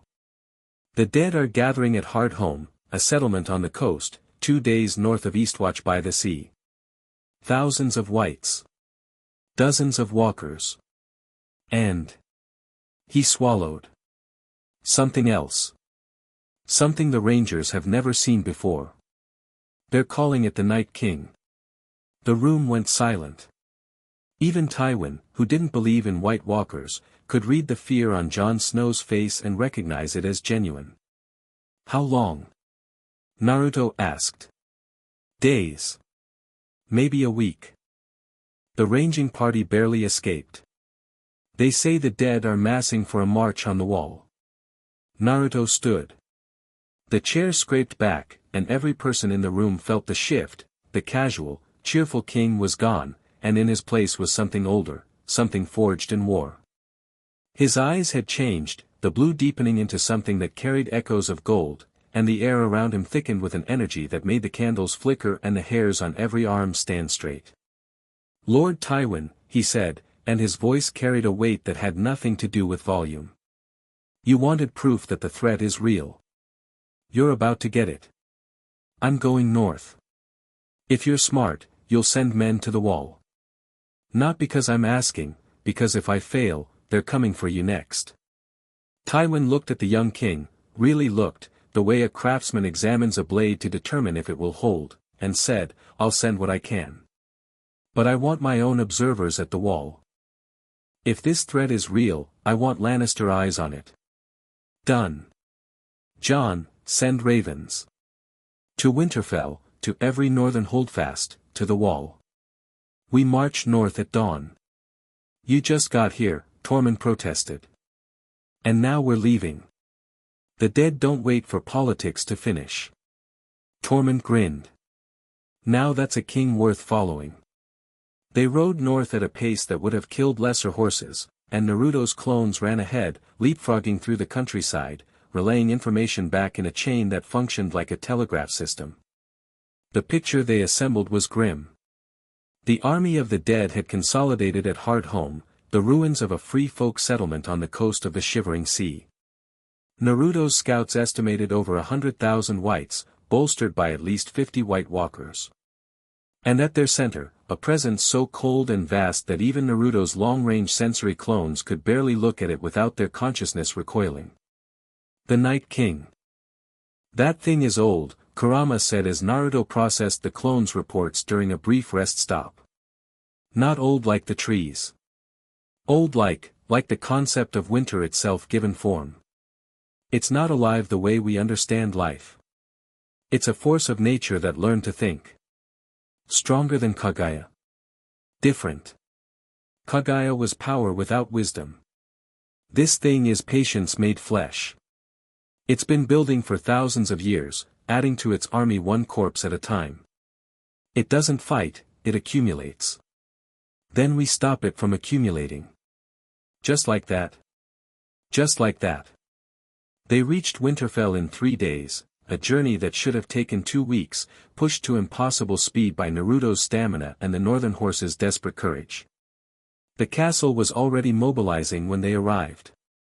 Naruto's standing clones had received the news simultaneously through the shared consciousness network, and by the time the real Naruto rode through the gate, the northern army was assembling. It wasn't much. 3,000 northern soldiers, supplemented by 1,000 free folk warriors who had marched south from the wall under Mance Rayder's command. Against 100,000 dead, the numbers were laughable. Naruto didn't care about numbers. Marjorie and Arianne were waiting for him in the courtyard, and the fact that they were standing side by side, not together, exactly, but in the same space without actively ignoring each other, told Naruto something had shifted in his absence. The dead are marching, Marjorie said. No preamble. No games. Her eyes were bright and hard and afraid. Your clones told us everything. What do you need? I need you both to stay here. No, they said simultaneously, then looked at each other with matching expressions of surprise. I'm not staying behind while you march into an army of the dead, Arianne said. Dorne doesn't hide. And I'm not staying behind while the North faces its greatest threat, Marjorie said, catching herself on words she wasn't ready to say. I have Tyrell soldiers. 50, but they're trained and armed. They fight. This isn't a political war. This is a fight against things that don't negotiate, don't retreat, and don't stop until they're destroyed. I need you alive. Both of you. Then win, Arianne said simply. Win, and we'll be alive. Naruto looked at them, really looked, the way he'd been looking at people his whole life, searching for the truth underneath the surface, and saw 2 women who had come to Winterfell for politics and found something they hadn't expected. Not just him. Each other. 2 brilliant, fierce, ambitious women who had spent their lives being the only person in the room playing at their level, and now they'd found a second. He didn't have time to unpack that. But he filed it away. Fine. You ride with the supply train. Stay behind the line. If something goes wrong, if things go sideways, you ride south. Don't look back. Promise me. I promise nothing, Arianne said. I'll consider it, Marjorie offered. Naruto sighed. He turned to Jon, who was already armored and mounted. Let's go. The march north was the longest 3 days of Naruto's life in this world. Not because of the distance. Not because of the cold. Because with every mile, the wrongness grew. The air itself seemed to thicken, to darken, as if the sun was slowly being smothered by an invisible hand. The natural energy that Naruto had learned to draw on, that rich, wild sage chakra that saturated the northern landscape, was thinning. Being pushed back. Replaced by something that felt like the opposite of life, a creeping, seeping cold that wasn't temperature but absence. The army felt it. Seasoned warriors who had survived Bolton's occupation and the wars before it began looking over their shoulders. Horses grew skittish, shying at shadows. Even Tormund, who had lived beyond the wall his entire life, grew quieter as they pushed north. "It's never been this bad," he told Naruto on the second night, as they camped within sight of the wall. "The cold is always there, beyond the wall. But this is different. This is hungry." They passed through Castle Black the next morning.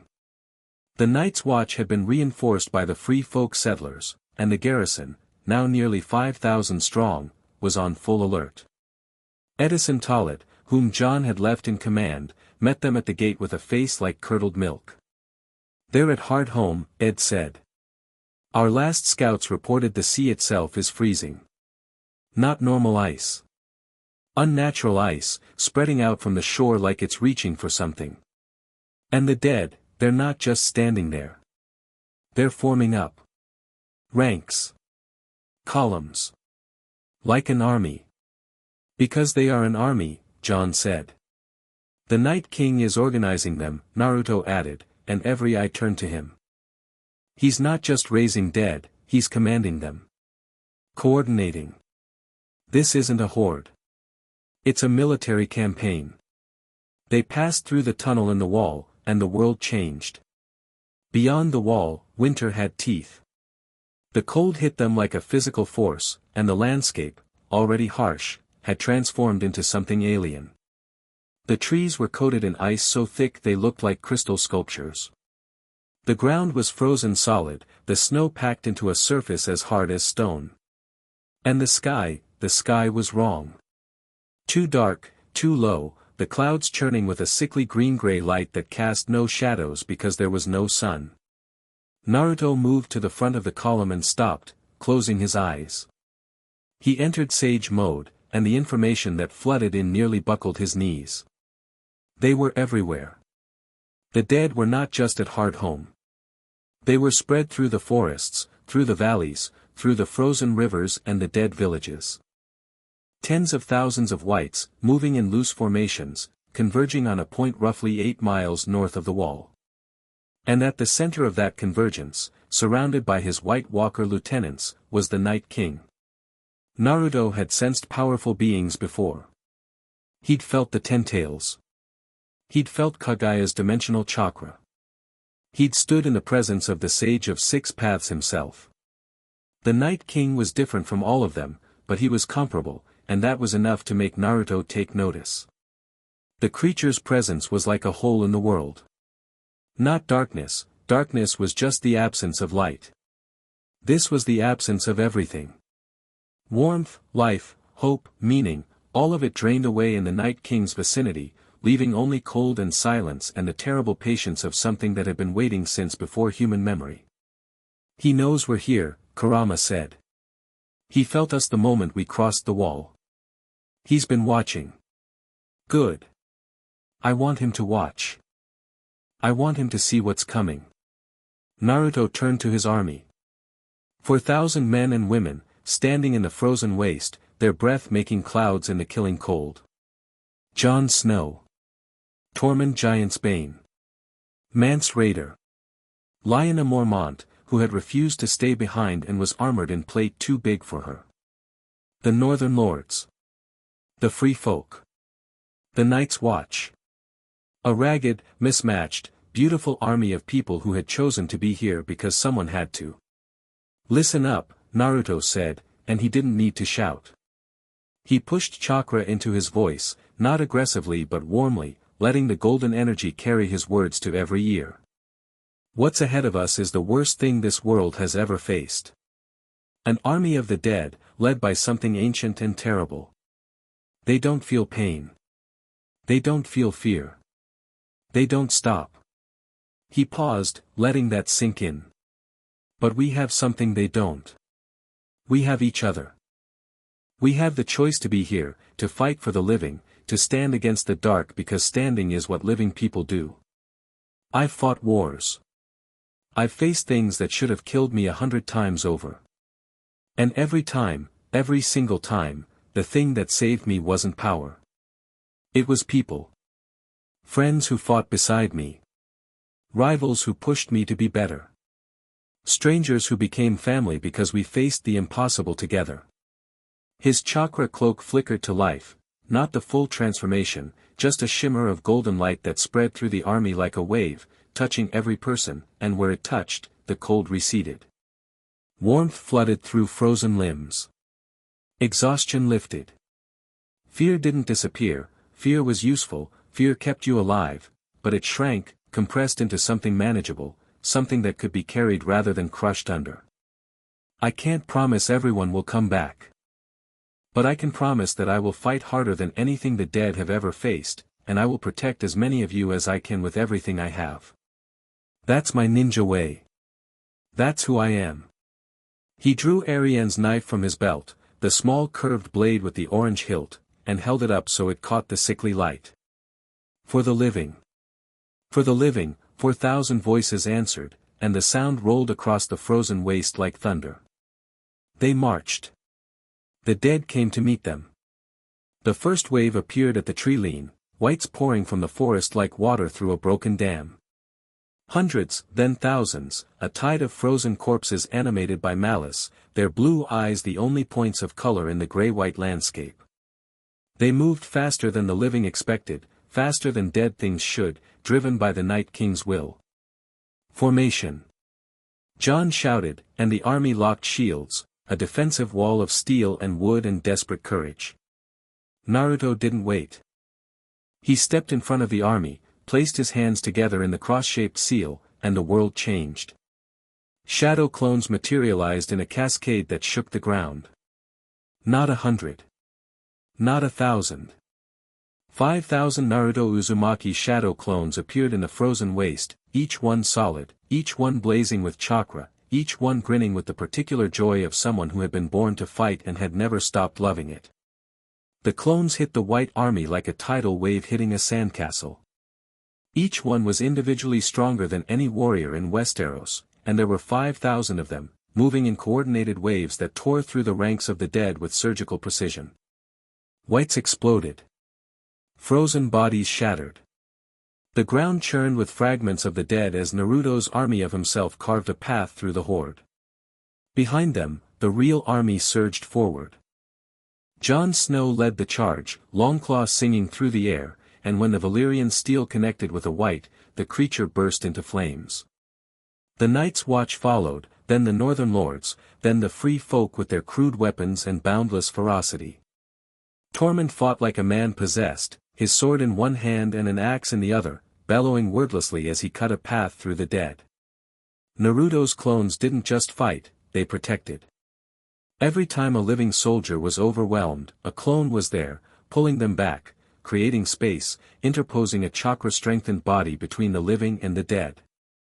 It was a fighting style that no one in Westeros had ever seen, not a war of two armies clashing, but one man, multiplied 1,000-fold, acting as simultaneous sword and shield for an entire force.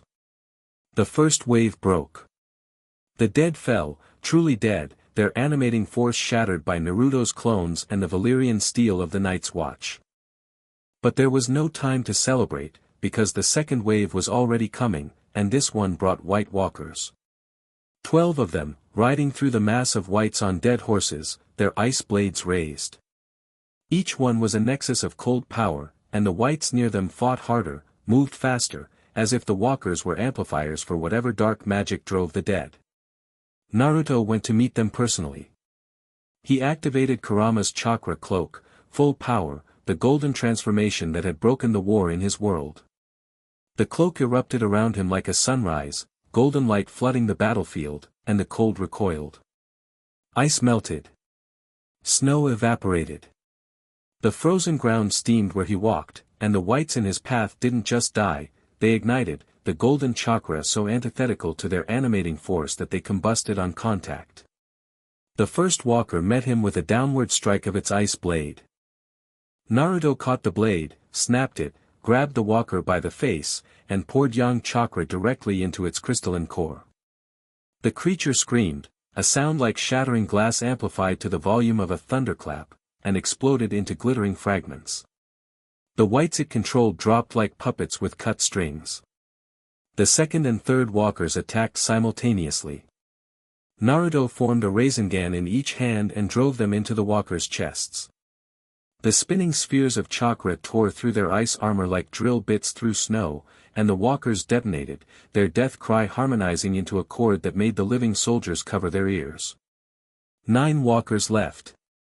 They surrounded him, moving with coordinated intelligence, their blades weaving a pattern of strikes designed to find any gap in his defense. It was the first time Naruto had seen the walkers fight as a unit rather than individually, and he recognized the tactics. Someone was directing them. Someone was watching. He looked north, through the press of bodies and the swirl of snow, and he saw him. The Night King stood on a ridge half a mile away, mounted on a dead dragon. Not one of Daenerys's dragons, an older one, long dead, its flesh frozen and its bones visible through the tattered membrane of its wings. Its eyes blazed the same terrible blue as the wights, and it was massive, larger than any living dragon, a creature of ice and death that made the ground tremble when it shifted its weight. "Well," Naruto said. "That's new." "Dead dragon," Kurama observed. "Reanimated, like the wights but much more powerful. The Night King is using it as a mount and a weapon." "How strong?" "Strong enough to be a problem. Not strong enough to be your problem." Naruto destroyed the remaining 9 walkers in a single movement, a spinning kick enhanced by wind chakra that created a blade of cutting air in a 360-degree arc. The walkers shattered simultaneously, and the shockwave knocked down every wight within 100 yards. Then he turned his full attention to the Night King. The creature sat on its dead dragon and regarded Naruto across the battlefield with an expression that might have been recognition. 2 ancient powers, facing each other across a field of broken dead, each one the apex of their respective worlds. The Night King raised a hand. The temperature dropped so sharply that the living soldiers gasped. The wights that had fallen, the ones not destroyed by Naruto's yang chakra, began to stir. Broken limbs reattached. Shattered bones fused. The dead rose again, and the army of the living, which had been gaining ground, suddenly found itself pressed from every side. "He's raising them faster than we can kill them," Jon shouted from somewhere in the chaos. Naruto could feel it, the Night King's power flowing through the battlefield like invisible rivers, reknitting the fallen, adding every new casualty to his army. It was a war of attrition that the living couldn't win. Every soldier who fell would rise again as an enemy. The math was terrible, and it was getting worse. "Kurama," Naruto said. "I know. Full power. Been waiting for you to ask." The golden cloak intensified, blazed, and then expanded. Naruto's body was engulfed in golden light that grew and grew and grew, the chakra construct building itself around him like a living skyscraper. The Kurama avatar rose from the battlefield, 100 feet tall, a fox made of golden light with 9 tails streaming behind it like banners. The avatar's paws crushed wights like insects. Its tail swept through the ranks of the dead, each swing destroying hundreds. And from its mouth, beams of concentrated tailed beast chakra, Bijadama, blasted craters in the frozen earth that swallowed entire sections of the white army. The living soldiers stopped fighting. They stopped and stared, because what was happening above them was beyond anything any of them had words for. A golden fox the size of a castle, burning like a second sun, tearing through the army of the dead with a power that made dragonfire look like a matchstick. The Northern Lord stared. The free folk stared. Jon Snow stared. Tormund laughed. He threw back his head and laughed with the full-throated joy of a man who had spent his life fighting to survive against impossible odds and had finally found something to believe in. "That's my king," he bellowed, and it should have been lost in the chaos, but somehow it carried. The Night King moved. The dead dragon launched from the ridge, its frozen wings spreading wide enough to blot out the sky, and it opened its mouth and breathed. Not fire, ice. A blast of killing cold that turned the air itself to frost, a weapon that could have frozen a city solid. It hit the Kurama avatar and stopped. The golden chakra burned so hot that the ice breath evaporated on contact, creating a wall of steam that rose thousands of feet into the sky. Naruto, inside the avatar, felt the cold press against Kurama's defenses and pushed back with contempt. "Is that the best he has?" Kurama growled, and his voice echoed across the battlefield through the avatar, shaking the ground. "I've been frozen by the Sage of Six Paths. This is nothing." The Kurama avatar lunged. It crossed half a mile in a single bound, golden paws slamming into the frozen earth, and its jaws closed around the dead dragon's neck. The dragon thrashed, its tail smashing into the ground hard enough to create a fissure, its ice breath pouring pointlessly against Kurama's golden hide. But the avatar's grip was unbreakable, and with a twist that cracked the sky, Kurama tore the dead dragon apart. Frozen flesh and ancient bone rained down across the battlefield. The Night King fell, tumbling from his destroyed mount, and he landed in a crouch on the frozen earth with a grace that spoke of inhuman reflexes.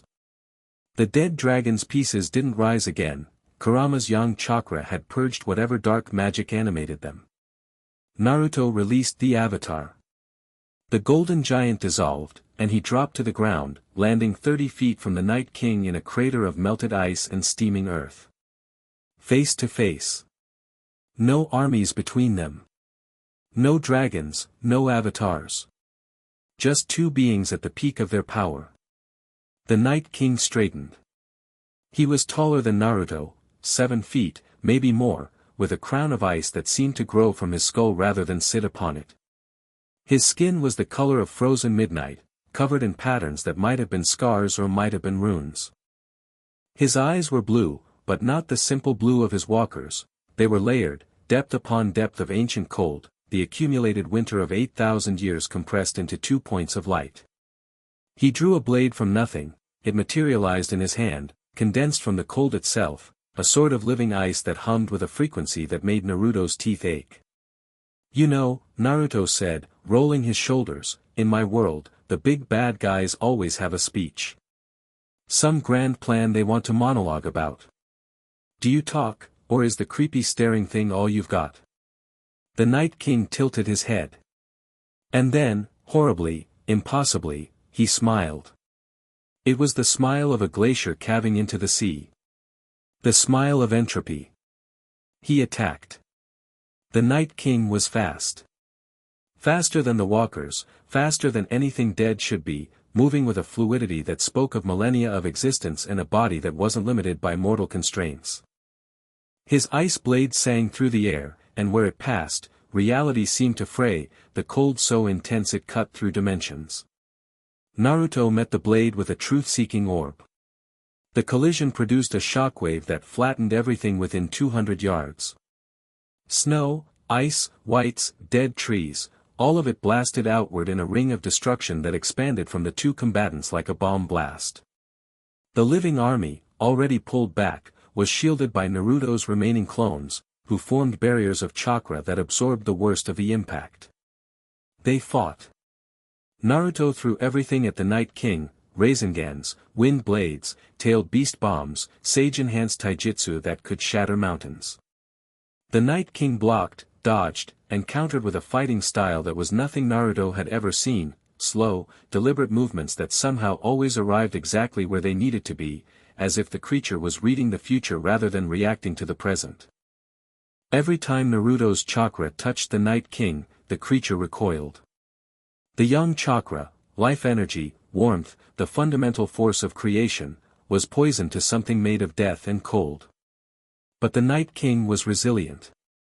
He took hits that would have shattered his walkers and reformed, ice filling the cracks, his body reconstructing itself from the cold that saturated the air.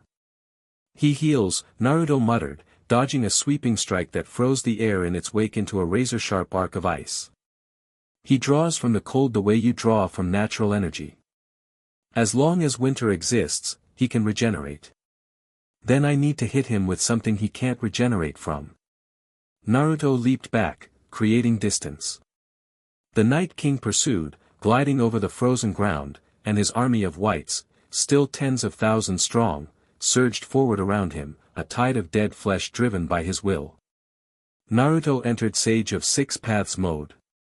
The change was immediate and absolute. His eyes shifted, no longer blue, no longer gold, but a rippled pattern of concentric circles that pulsed with the power of creation itself.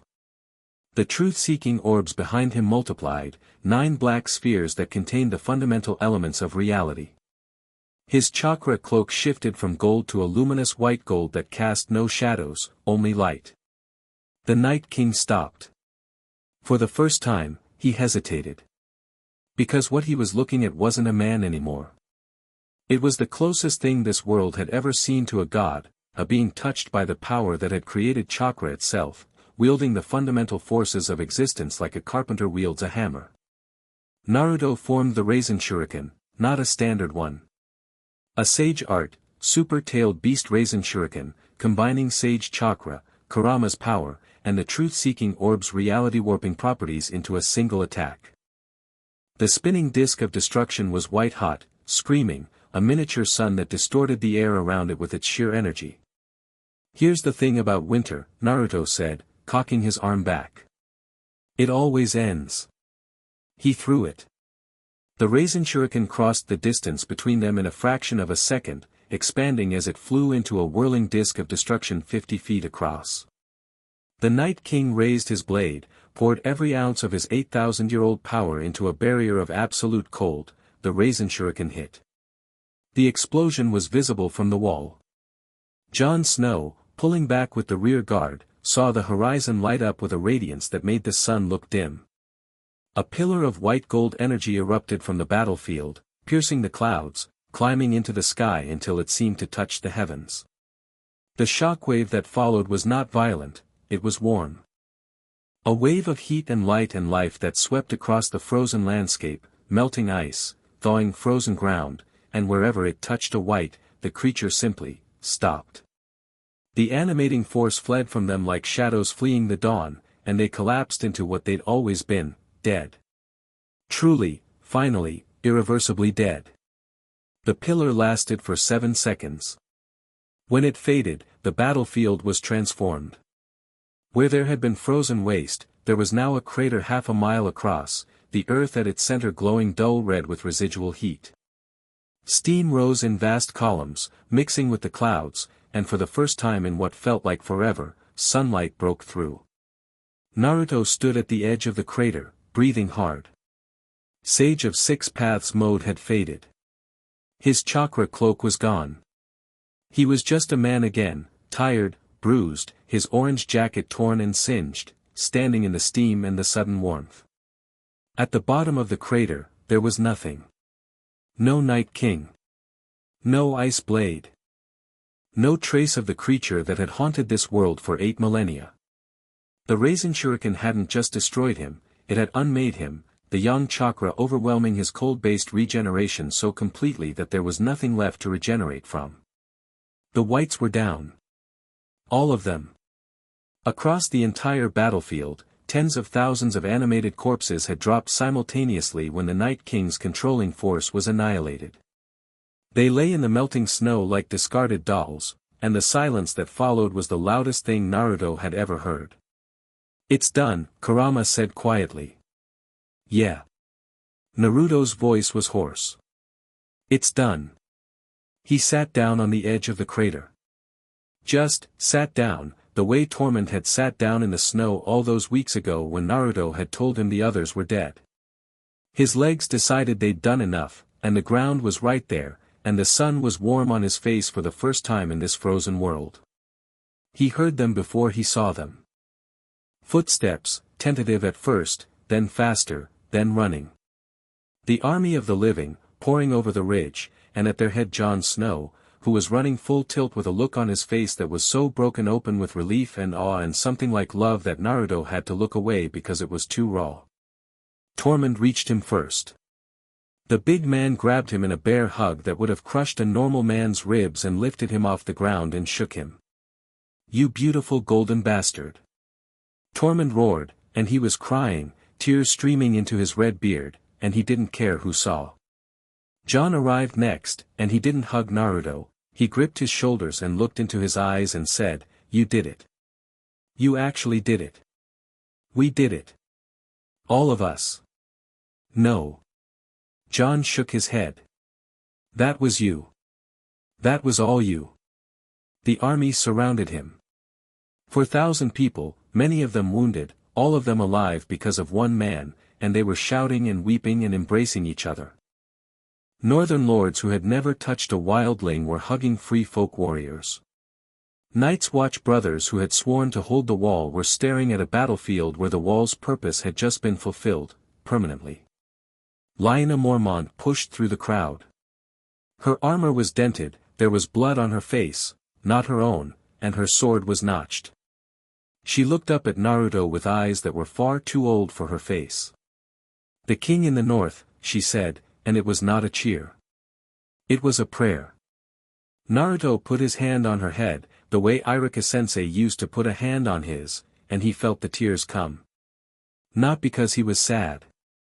Because he was here, in a world that wasn't his, surrounded by people who weren't his family but had become his family, and they were alive. All of them. He hadn't lost a single person. "You're crying again," Kurama said. "Yeah. Good." They made camp on the battlefield that night, because nobody had the energy to march and because the crater Naruto had created was radiating heat like a natural hot spring. The army of the living spread out around its edges, warming themselves by the residual energy of an attack that had reshaped the landscape, and the mood was something Naruto recognized from the aftermath of the Fourth Shinobi War, the delirious, giddy, bone-deep relief of people who had faced extinction and survived. Naruto sat by a fire, an actual fire, not a crater, and ate everything the cooks put in front of him. The Raisin Shuriken in Sage of Six Paths mode had drained him more than anything he'd done since arriving in this world, and his body was demanding calories with an insistence that brooked no argument. He ate 3 bowls of stew, half a loaf of bread, an entire roasted chicken, and was eyeing a 4th bowl of stew when a commotion at the edge of camp made him look up. Marjorie and Arianne had ridden north. They came through the camp on horses lathered with sweat, having ridden from the supply train the moment the sky lit up, and they were both pale, both disheveled, both more frightened than either of them would ever admit. Marjorie reached him first. She swung off her horse, walked up to where he sat, looked at him, covered in grime, exhausted, eating chicken with his fingers, and said, "You're alive." "I'm alive." She slapped him across the face. Not hard, not Sakura hard, certainly, but with feeling. "Don't you ever do that to me again." I watched from 10 miles away. I saw a pillar of light hit the sky. I thought. She stopped.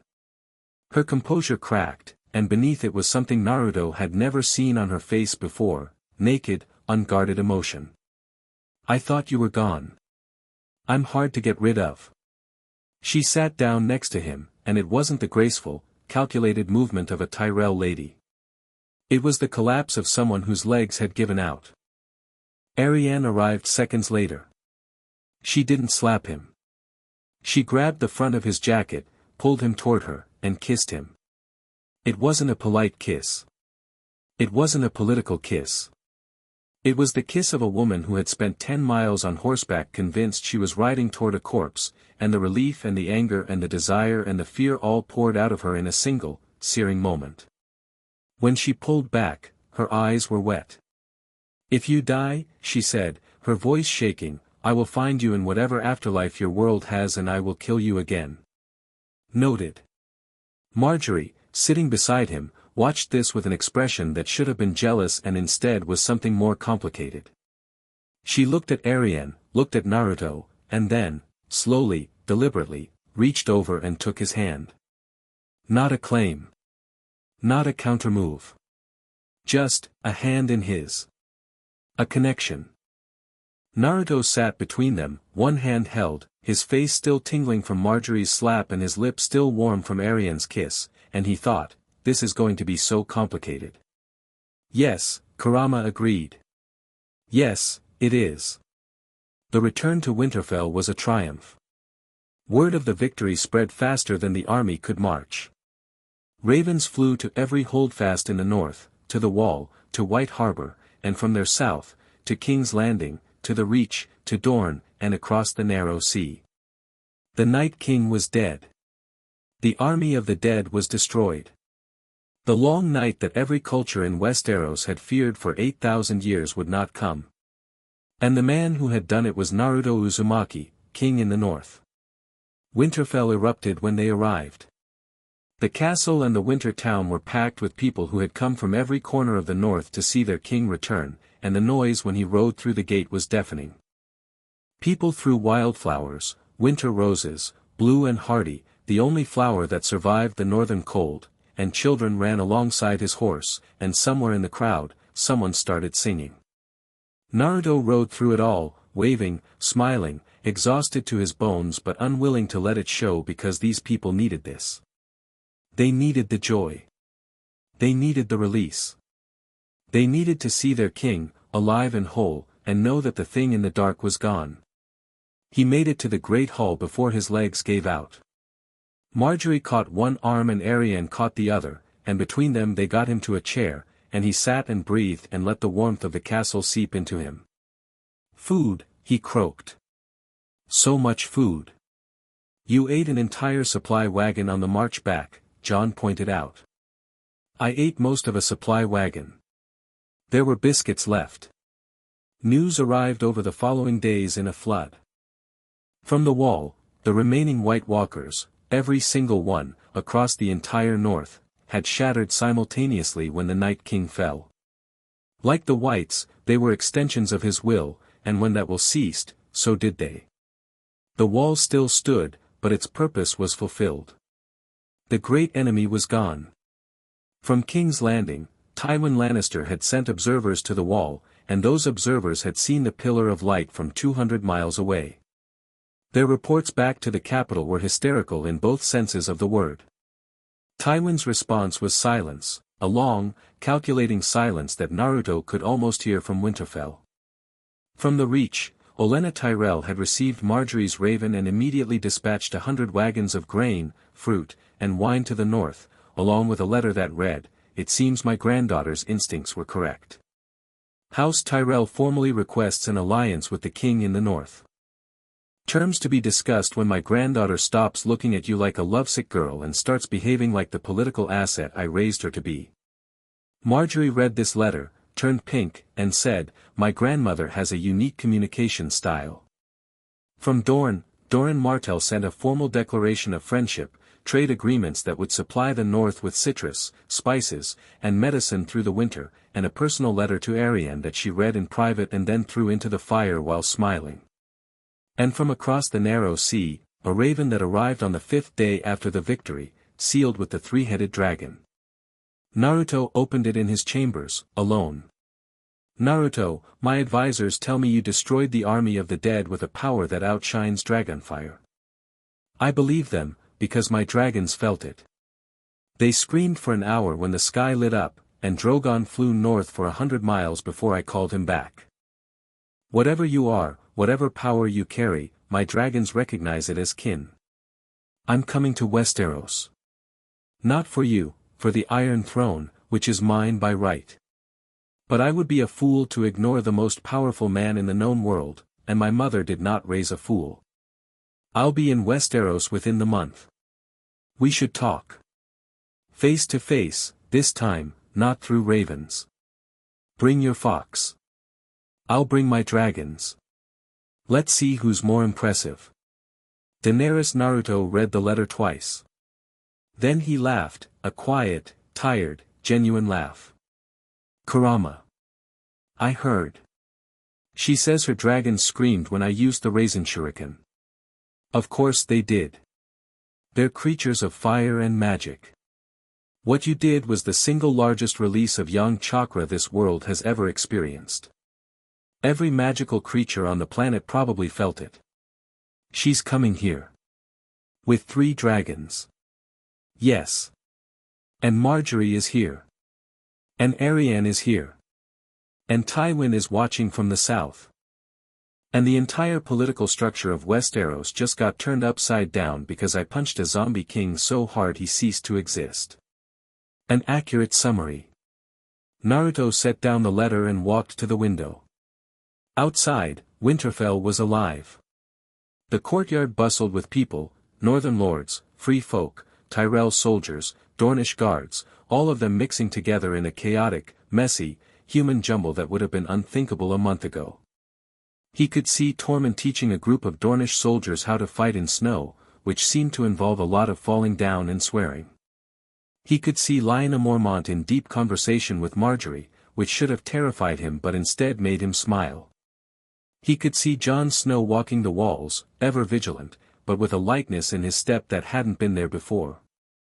He could feel the heart tree pulsing in the god's wood, steady and warm, its ancient presence a comfort he hadn't expected. He could feel Kurama, vast and patient and grudgingly affectionate, coiled in his mindscape like a fire in the hearth. He could feel the natural energy of the north, flowing freely now that the dead were gone, saturating the land with the wild, living power that had been suppressed by the Night King's presence for millennia. This wasn't home. Home was Konoha, the ramen stand, the Hokage monument, the training grounds where he'd become who he was. Home was Sakura's temper and Sasuke's silences and Kakashi's ice miles. Home was the place he might never see again. But this? This world, with its broken kingdoms and its stubborn people and its ancient magic and its women who looked at him like he was either the answer to their prayers or the source of their worst headaches. This was becoming something. Not home, not yet. But something worth building. Something worth protecting. Something worth loving. All right, he said, and his voice was quiet but steady, the voice of a man who had found his purpose in a place he'd never expected. New chapter. Dragon Queen coming. Political nightmare incoming. The whole continent is going to be looking at us. He turned from the window and grinned, the same grin he'd worn at 12, at 16, at the end of the war, the grin that said the world is impossible and I'm going to fix it anyway. Let's get to work. In the god's wood, the heart tree's leaves rustled. In the great hall, Marjorie Tyrell set down her grandmother's letter and began planning. In the guest chambers, Arianne Martell sharpened her Dornish blade and smiled. On the wall, Jon Snow watched the sunset paint the ice in shades of gold and felt, for the first time in his life, that the future might hold something other than darkness. In King's Landing, Tywin Lannister read the reports from his observers and sat in silence for a very long time. And across the narrow sea, Daenerys Targaryen stood on the prow of her flagship as it cut through the waves, 3 dragons wheeling overhead, and looked west toward a continent that didn't know what was coming. None of them did. But that was the thing about Naruto Uzumaki. He'd spent his entire life being the thing no one saw coming, the impossible variable, the dead last kid who changed the world. He'd done it once. He was about to do it again.